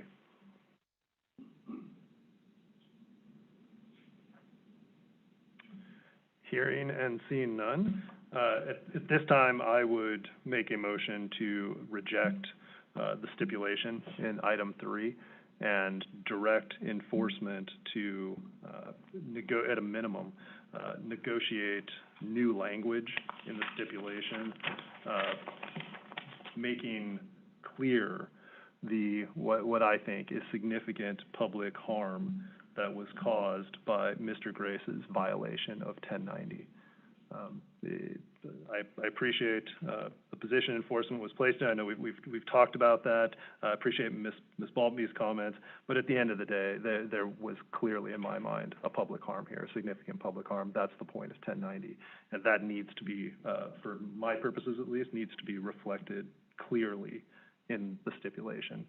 That is and perhaps clarifying the basis for inadvertence in the stipulation. I'd like to also see something a little bit clearer on that point. I'm fine with the penalty amount as stated, and I appreciate your explanation, Chief Brereton, about why only one count was at issue here, and so I'm fine with that as well. So it's really, for me, it is just the language in the stipulation. If I made the motion, I didn't actually wait for a second. So I should wait for a second. And I'm forgetting my rules of order, but I don't know if I can amend that to include training if it is within our authority to do so, and if that is possible, obviously, to negotiate. If that's I think I'm moving to amend your motion. I accept the amendment. Mr. Bainbridge is shaking his head. He might even be smiling under that mask. Who knows? That's the one good thing about the mask. So you have a motion and a motion to amend. So you'd vote on the motion to amend, and then you can vote on the original motion. Do you need a second for the motion to amend? I can second it. Yes.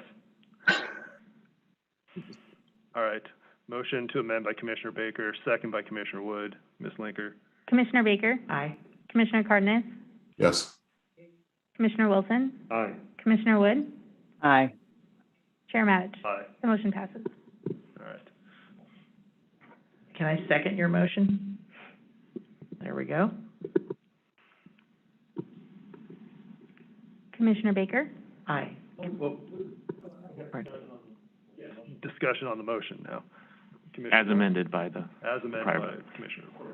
Commissioner Wilson. Okay. After hearing the public harm that is related to this particular item, I personally think that the fine is too low, and it should include additional counts. But I would support this motion with that understanding that if there is such a public harm as outlined eloquently by, commissioners as well as the Chief of Enforcement, Ms. Brereton, then if the public harm is that great, why isn't the fine higher? Because I think $4,500 is, I think that's the amount, is minimal given the seriousness of the allegations. Thank you, Commissioner Wilson. Other commissioners wish to speak on the motion before we proceed to a vote? Nope. All right, Ms. Linker, please call the roll. Commissioner Baker, Aye. Commissioner Cardenas, Yes. Commissioner Wilson, Aye. Commissioner Wood, Aye. Chair Matich. Aye. The motion passes. All right. Thank you, Chief Brereton. I appreciate your time and all of your staff's hard work.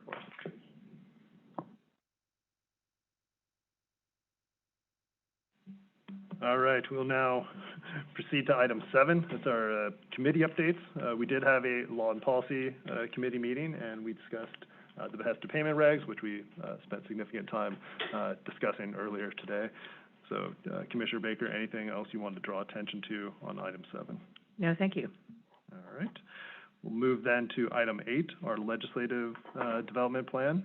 And with us today, presenting on that, is now Senior Legislative Counsel, Ms. Nakano. Ms. Nakano recently received a well-earned promotion. So welcome to the table, Ms. Nakano.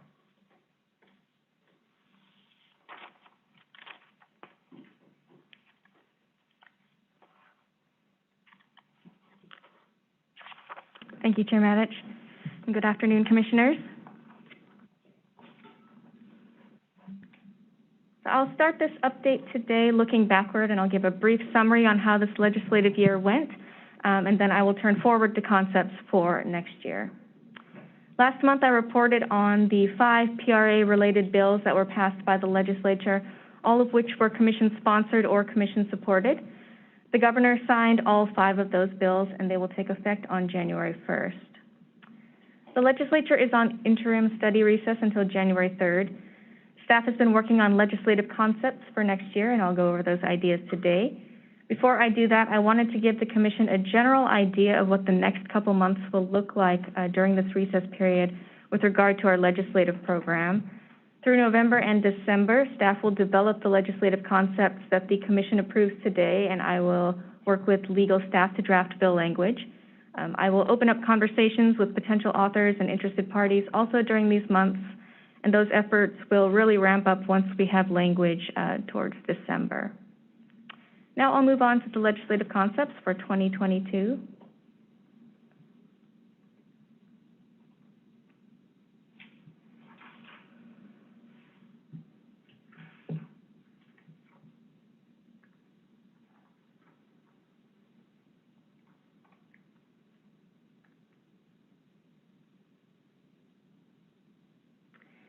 Before I begin, I wanted to thank Commission staff for their ideas, input, and technical expertise, including Luz Benetti, Bridget Castillo, Cindy Glazer, Rune Peterson, Christopher Burton, as well as all of our division chiefs and executive director.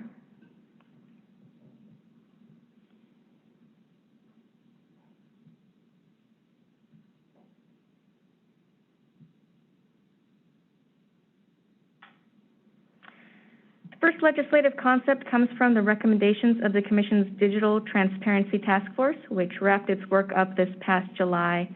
The task force's final recommendation final report rather, is available on the FPPC's website and includes two main legislative recommendations.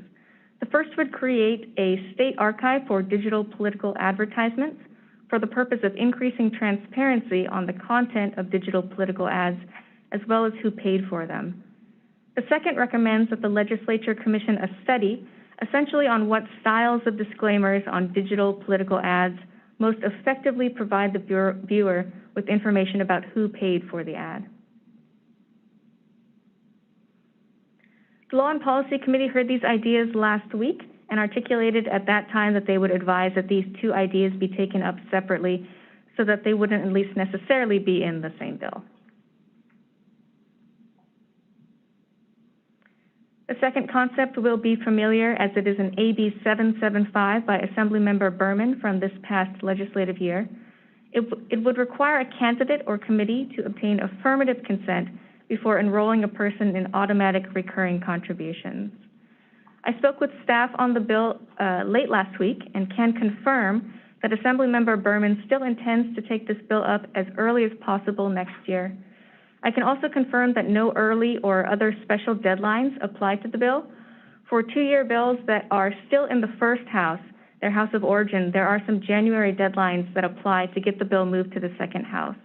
However, because AB 775 is already in the second house, no early deadlines apply, and the normal legislative deadlines that apply to any other bill will apply to this bill. And we wouldn't start seeing those deadlines typically until spring or summer, but I would stress again that Assemblymember Berman has expressed that he's committed to moving this bill early next year, well before those deadlines.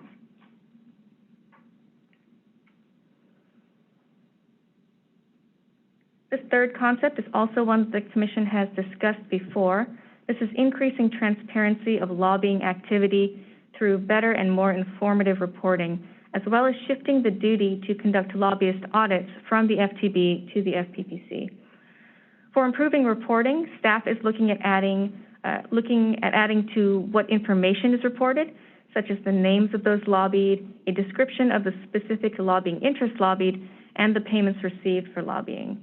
For the auditing piece, I think both staff and the Commission in previous meetings have stressed the importance of these audits and their interest in seeing them get done.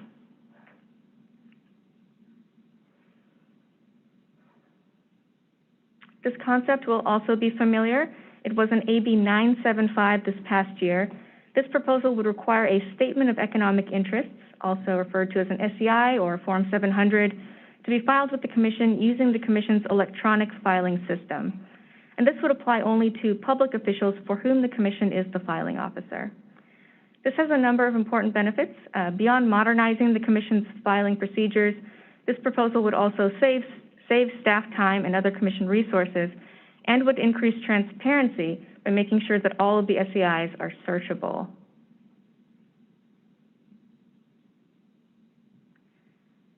This slide includes some ideas or possible options for increasing transparency with regard to committee bank accounts. And this is more about transparency in the context of audits and investigations, as opposed to information that would be publicly available.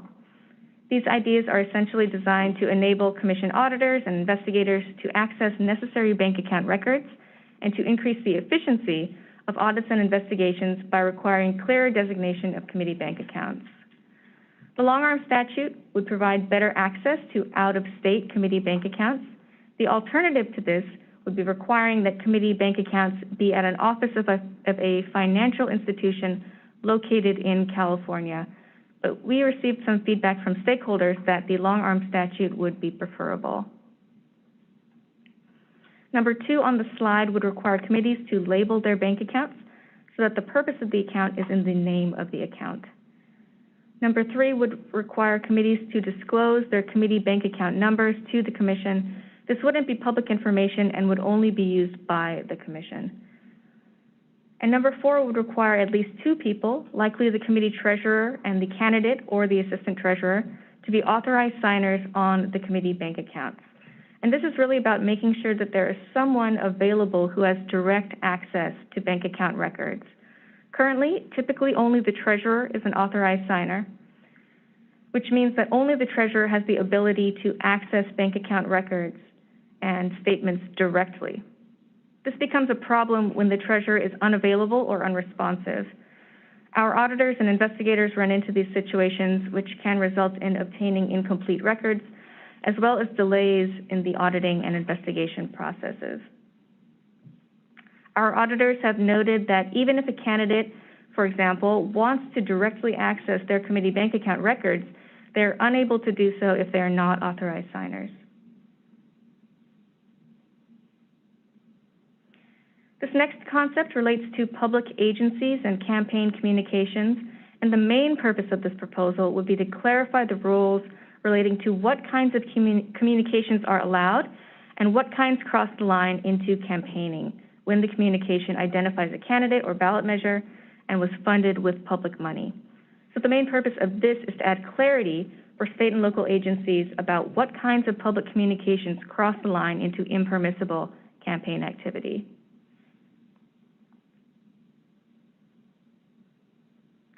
This proposal would give SPPC special investigators access to state summary criminal history information. Investigators in several other state agencies have a similar kind of authority.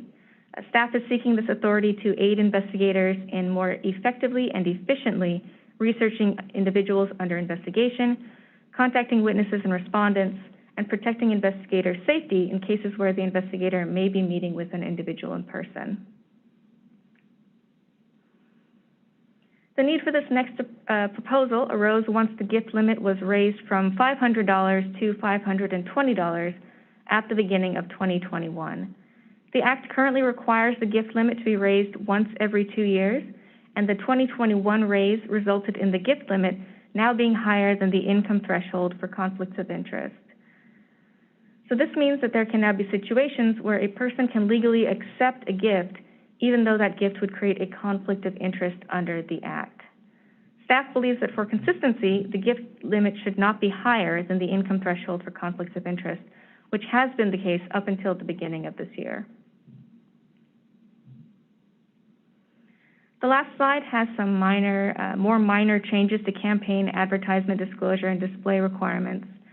The first would allow committees to include the full required disclaimer on certain digital ads instead of just the hyperlink to the full disclaimer required by current law. The second would consolidate substantially similar advertisement display requirements by combining the requirements for independent expenditure ads paid for by political parties and candidates with other substantially similar requirements in the Act. And those are the proposals I have today. I'd be happy to go back to each one to discuss or to discuss as desired by the Commission. Thank you, Ms. Nakano. It was a very good presentation. I just wanted to remind my colleagues that what we have here today are broad concepts that you'll be exploring, the details of which the Commission is going to have multiple opportunities to weigh in on at future meetings. So we're really just giving direction on are these concepts that we want Ms. Nakano to pursue further for us. So do other commissioners have questions or comments for Ms.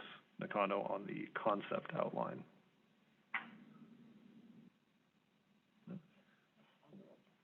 Commissioner Wood? This last slide about avoiding penalties for over-disclosure on ads just makes me wonder, are we penalizing over-disclosure on ads or elsewhere? I'm just curious to know about that. If Ms. Nakano isn't able to talk about it right now, I just would like to talk about it eventually because I don't think that is necessary.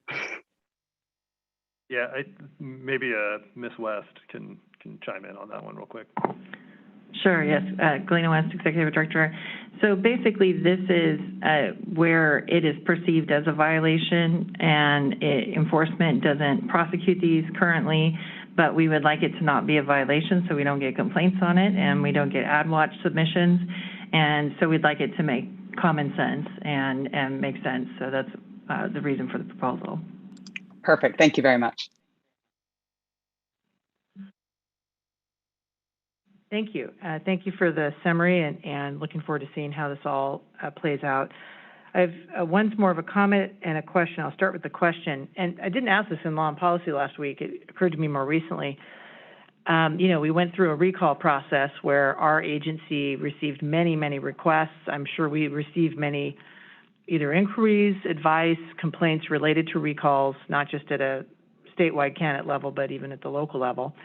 And I am curious if if we are undergoing a process to kind of assess, is there anything we learned in that process as an agency that might be beneficial to improve in legislation, and that you're aware of? And we may need to continue working on that because it might make it a good time to tackle those issues. I think I defer to Mr. Bainbridge on that. Sure, I'll tell you what we did do we did get a lot of questions, as you asked, and it highlighted some issues where the rules just aren't written with recalls in mind. So they were tough questions to answer because of the unique nature of the recall. It's clear that when they wrote the statute, they didn't have the recall in mind. So we have a list of those, and we're going through them and assessing what can be done by regulation, maybe what should be done by statute. Obviously, anything we can do by regulation could be in a statute, and sometimes it's better to put it in a statute. I know there's some talk over at the Capitol of looking at the entire recall process and considering comprehensive legislative change. If that goes forward, we might suggest putting some of these things, even if we've identified them as possible regulatory changes or additions, in the statutory changes. But if that doesn't happen, or they don't like our ideas or don't want them, we'll be bringing forward a regulation package at some point next year that will address some of the issues we saw with just sort of nuts and bolts, how to report these things, when does this apply, how does it apply in the recall context. Great, thank you. And so this isn't an exhaustive list by any means. Sounds like recall-related topics may be on here as well. The comment is more, it's more of a transparency with my colleagues. Certainly, these are concepts that I'm happy to support, approaching the legislature about. As I mentioned, when we adopted the Transparency Task Force, Digital Transparency Task Force report, as well as in Law and Policy last week, I have concerns about the statewide database and not only its existence and what it might look like, but including what we as an agency may be proposing to disclose on it. We are not giving you direction either way about that right now, but certainly, I hope that's a fair representation. But that we're going to see how that plays out. And so that was a subject of some discussion both in August and at the Law and Policy Committee meeting. But I support seeing what the legislature thinks and seeing what feedback they have, and I know that conversation will continue among us. Great. Thank you, Commissioner Baker. Other commissioners have questions or comments on the legislative concept outline? All right. Hearing and seeing none. Ms. Nakano, thank you for your hard work, and we look forward to seeing your presentation next month. Thank you. Just to clarify, since this is a concept meeting, we wanted to make sure the commission was comfortable moving forward with all of them. Perhaps you could give Ms. Nakano your ideas of which you find to be priorities that she can spend the most time and resources on, or if not, then we could just move forward with all of them and present them with more detail next time and have a fuller discussion. I think at this time, we have agreement among the commission, a consensus to pursue these concepts. We can prioritize them once we have further gloss on them. Understood. Thank you. Thank you, Ms. Nakano.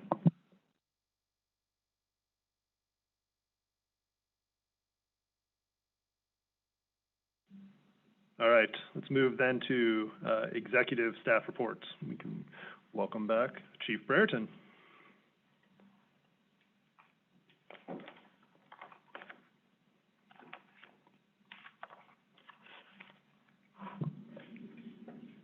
Thank you. I do not have anything to update on, but so my report is as submitted and I'm available for questions. All right. Thank you, Chief Brereton. Anybody have questions or comments for Chief Brereton? Hearing and seeing none, I would just, for the record, we are going to be receiving a presentation from you later this year in December on enforcement practices, so we do look forward to that presentation later in the year. But thank you very much, Chief Brereton. You're welcome. Go ahead and move now to the Legal Division report. General Counsel Bainbridge. Just one item to highlight and then one to mention for next month, just highlighting that the CSAC v. FPPC case that had been appealed by CSAC the appeal has been dismissed, so that appeal is closed. And then an item just to mention, mostly for the public, is that we have a amended Form 700 draft up on our website currently for comment from the public. On an annual basis, we bring back the Form 700 with changes. Sometimes they're as simple as just changing the year at the bottom of them. This one has a few more changes because we had some regulatory changes to filing a single statement for multiple offices. So people who are interested in that area can find that on our website and provide us comments, questions. If you see something we did wrong, we always appreciate the help. And that will be up for commission approval in November. Thank you, Mr. Bainbridge. Any questions or comments for Mr. Bainbridge on his report? Commissioner Baker? Okay. Oh, sorry, Commissioner Wilson and then Commissioner Baker. Mr. Baker, Vice Chair. All right, Commissioner Baker. Thank you, Commissioner Wilson. My question had to do with trainings, which I think is in the outreach and training section here. Do we do a training on behest payment reporting? I do not believe we do. And would you be open to that? Yes. I think it's a good, if I may say, I think it's something we may want to take a look at and do. You know, from what I've gleaned, there are associations that often provide that training to their members. For example, CSAC may do that to new county officials. League of Cities may do a behest payment training or filing requirement training to newly elected folks, maybe the school board administration, all those associations. Perhaps we can reach out to them and say, hey, would you like to partner with us on this? Because we've had such an extensive conversation about behest payments. I think if it is within our bandwidth to develop a training on that, and maybe it's one of the ones that's on the website that folks have to access themselves, I would encourage that. Yeah, and that's something I hadn't mentioned, but it's part of the second part of our plan once the regulations, assuming the regulations pass, is to get some educational materials out about the current rules and then the new rules that would be added with the new regulations. Great, and it may be the case that in that first year, or maybe it becomes an annual thing, that when there are reaching out to some of these associations to see if we can be of help in their training to make sure that it is what I'm sure would be the gold standard, and get as much information out there as possible. Because anecdotally, when I speak to local elected officials, they don't know anything very much about behest payment reporting and otherwise, and they welcome the education opportunity. Commissioner Wilson. Yeah, Mr. Bainbridge, this was more of a technical kind of question, but you mentioned that there were some technical changes to the Form 700. And so my question is there an archived record, let's say going back 10 years, 15 years, if somebody if a commissioner wanted to know, okay, what have been the various Form 700 changes and how has that form evolved over the last 10 years? Is that something that could be made available? I'm not asking for it. It's more of just a general question. Yeah, I would imagine we have those going back for quite a few years around here. People have to file amendments, so sometimes we keep older versions. So we could put something like that. No, I'm not asking. I'm just more curious. If you're not busy enough next year, then maybe we could submit that request to you. But it was more of a general question. So thank you. All right. Any other questions for Mr. Bainbridge on his report? Hearing and seeing none. Thank you, Mr. Bainbridge. We'll now proceed to our Admin and Technology Division report, and we have Ms. Hahn. Good afternoon, Chair and Commissioner. I'm here to present the admin report. Last month, Commissioner Baker had asked of staff to provide an update on AB 434 implementation for our agency. And since the last update that we provided of March 2021, staff have done some research and found a software that could help staff to implement the ADA requirement more effectively and efficiently. And since there was no additional funding that was provided, staff is reallocating our state operation budget to absorb the additional cost for the license. And this software license is an annual subscription product that the costs I have provided in the report, they're approximately $880 per license on an annual basis. And going forward with 85 staff at our commission, it's around $75,000 on an annual basis going forward. And at this time, staff has submitted the proposal and the procurement process to Department of General Service for the approval to procure this licensed software. Thank you, Ms. Hahn. What's the expected timing on receiving approval to purchase the software that you're looking at? I think we're on the last procurement process right now. We should have everything completed by the end of this month. Great. Thank you very much. Any other questions or comments for Ms. Hahn?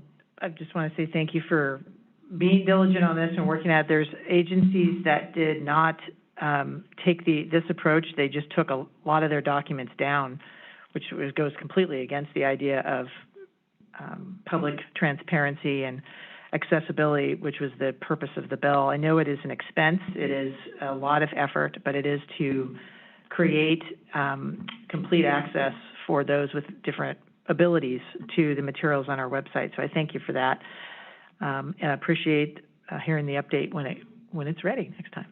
We'll do so. Any other questions for Ms. Hahn? All right. Thank you, Ms. Hahn. Appreciate it. All right. Last but not least, Executive Director West. Hello, nothing to report. As the chair said earlier, we just wanted to congratulate Lindsay Nakano. She did a great job for us last year. She will now be our senior legislative counsel as she forays over to the Capitol this year for all our big agenda, as you saw, that she's already preparing. And so she's done a great job, and we wanted to give her a shout out. Thank you, Ms. West. Any questions or comments for Ms. West on her report? I think that merits, I got to find the right reaction that you can put on the Zoom. It's a little bit of, if it's an applaud. Oh, see, now my button's not working. But there's buttons that you can put there. Thank you, Commissioner Woods. There we go. Commissioner Woods got it. All right, very good. Thank you, Ms. West.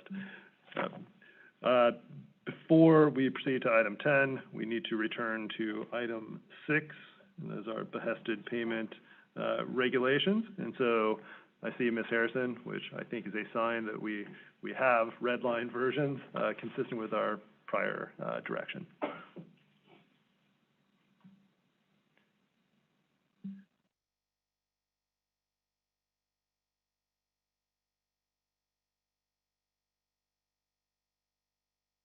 And Ms. Harrison's actually going to put those up on the screen. Commissioners, I think you probably have copies in your email box of what Ms. Harrison just said, and we're posting that publicly as well as having it up on the screen during our discussion.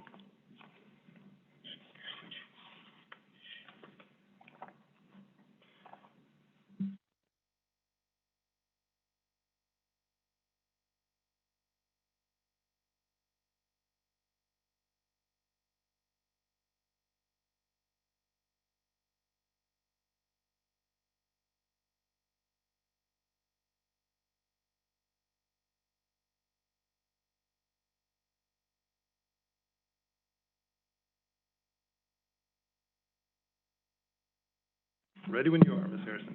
Karen Harrison, Senior Commission Counsel with the Legal Division, returning with red line versions of the regulations we discussed earlier this morning. They're actually in blue, but couldn't get them red. So you will see the additional language that we discussed in item A, adding or member of their campaign or office holder staff. And then down in A4, a position on an honorary or advisory board of the organization. And then in item B2, and the official may make, participate in making, or otherwise use the official position to influence the agency's decision on the matter, as those terms are defined in Regulation 18704.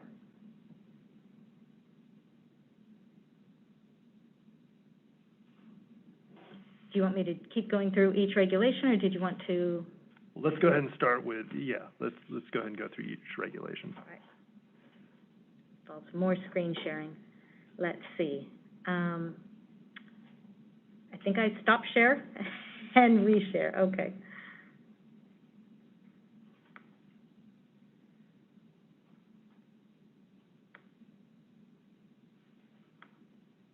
All right, this is Regulation 18424.1, the good faith estimates.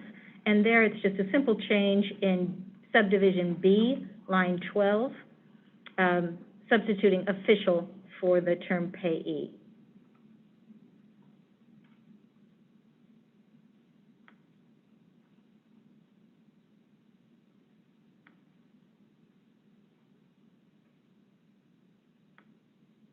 Now we'll go to 18424.2, Behested Payment Reporting. When there's a charitable organization fundraising solicitation, the change is the elimination of subdivision C.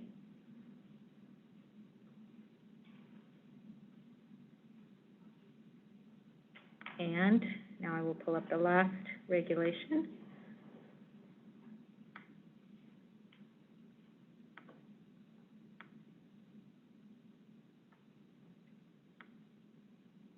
And this is 18424.4. Yeah, I'm sorry, 18424.3.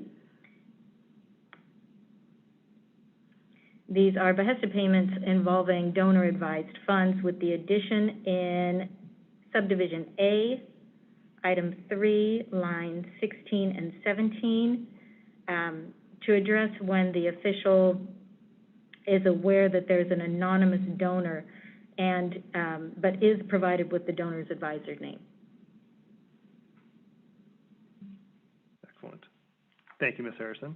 Did you have anything further you wanted to mention or discuss with the commission before I turn it back to the commission? No. All right, thank you. Do any commissioners have questions or comments on the edits to the Behested payment regulations in item 6 that we requested Ms. Harrison to make for us?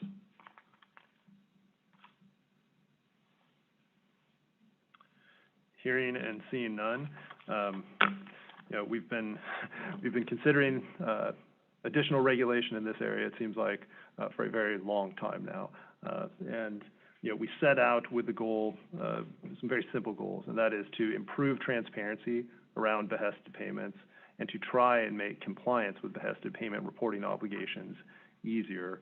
And we were trying to accomplish those goals by also balancing the need to stay within the statutory authority that we have for Behested payments. And for my part, there's no question in my mind that if we adopt these regulations today, we are achieving those goals. We are improving transparency. There's no question about it. I think we are making it easier for folks to comply with their obligations, and I think these regulations strike a very good balance between what we can do by regulation and where we are confined by the statute. So with that, I will move that we adopt all the regulations as amended in item 6. Do I have a second? Second. All right. Any discussion on the motion? Hearing and seeing none. Ms. Linker. Commissioner Baker? Aye. Commissioner Cardenas? Yes. Commissioner Wilson? Aye. Commissioner Wood? Aye. Chair Matich? Aye. The motion passes. Excellent. Again, thank you for your work, Ms. Harrison. Fantastic job. For the record, we have now adopted the amended regulations in item 6. There were some other things that the commission mentioned. I just want to make sure that those are stated clearly on the record as well. We have, I think Commissioner Baker has mentioned this, so has Commissioner Wilson, that we would like to have some types of trainings. I know Mr. Bainbridge mentioned that was already in the hopper of things that we would consider, but I just want to make it clear for the record, we should be doing some trainings to assist folks with complying with these new regulations. Secondly, we've talked, Commissioner Wilson has mentioned this a few times, about creating frequently asked questions. And again, providing an additional resource for public officials to help them comply with their obligations. So I look forward to staff doing that as well. And then finally, in the context of estimated payment and that particular regulation, Commissioner Baker, I think, correctly has suggested that we provide a sample letter so that public officials have a clear idea of what reasonable efforts with a written letter look like and some of the language that should be included in that letter. And so again, I would just commend that to staff to please do that and report back to us once you've taken those steps as well. Commissioner Wilson? Comment? Yeah, just for clarification, while I definitely support and advocated for frequently asked questions, it kind of started with Commissioner Wood, so I think we're all on the same page. But I'd also like to see if it's feasible, and if it's not feasible, then I understand. If there's a possibility of developing some kind of training video that could be either posted on the website, but more importantly, made available to especially the local, local elected officials, special districts, where they might not have as much staff, because I know earlier Commissioner Baker had commented that when she's interacted with local elected officials, some of them didn't even know what Hested Payments are, what the process is, and the more information we get out there and the more educated the public and officials are, then I think they can be more efficient in complying with the regulations. If a video is not feasible, I understand, but it's something I think worth looking into. I'm sure staff can explore that possibility as well as part of the training. Commissioner Baker? Thank you. I want to echo our gratitude for the hard work and really the clear presentation to us and counsel at each step of the process. It's really exemplary.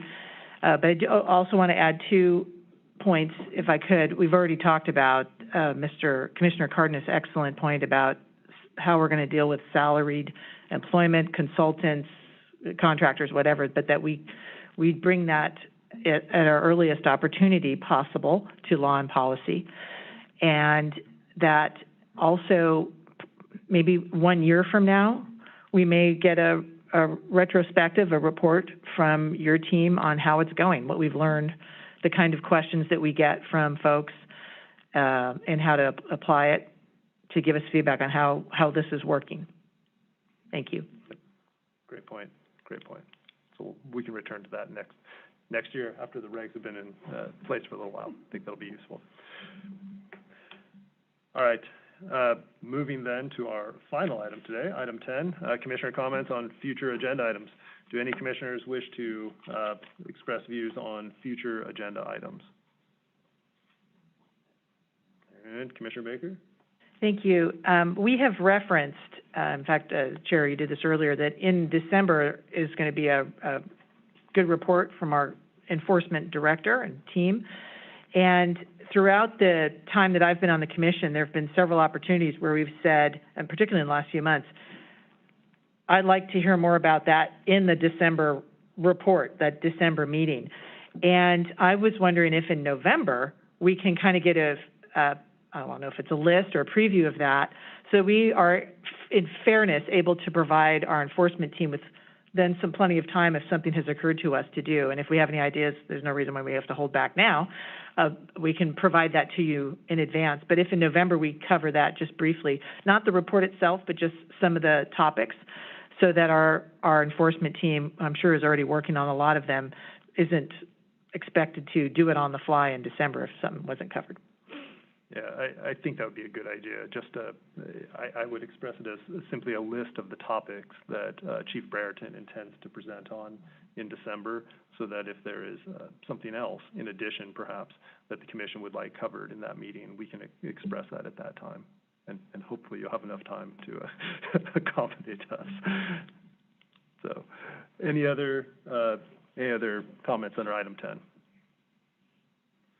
Hearing and seeing none, I will make a motion then to adjourn. Do I have a second? Second. Second, Ms. Linker. Commissioner Baker? Aye. Commissioner Cardenas? Yes. Commissioner Wilson? Aye. Commissioner Wood? Aye. Chair Matich? Aye. The motion passes. Great. Thank you, everyone. We will see you next month. Good to see you guys. Take care, guys.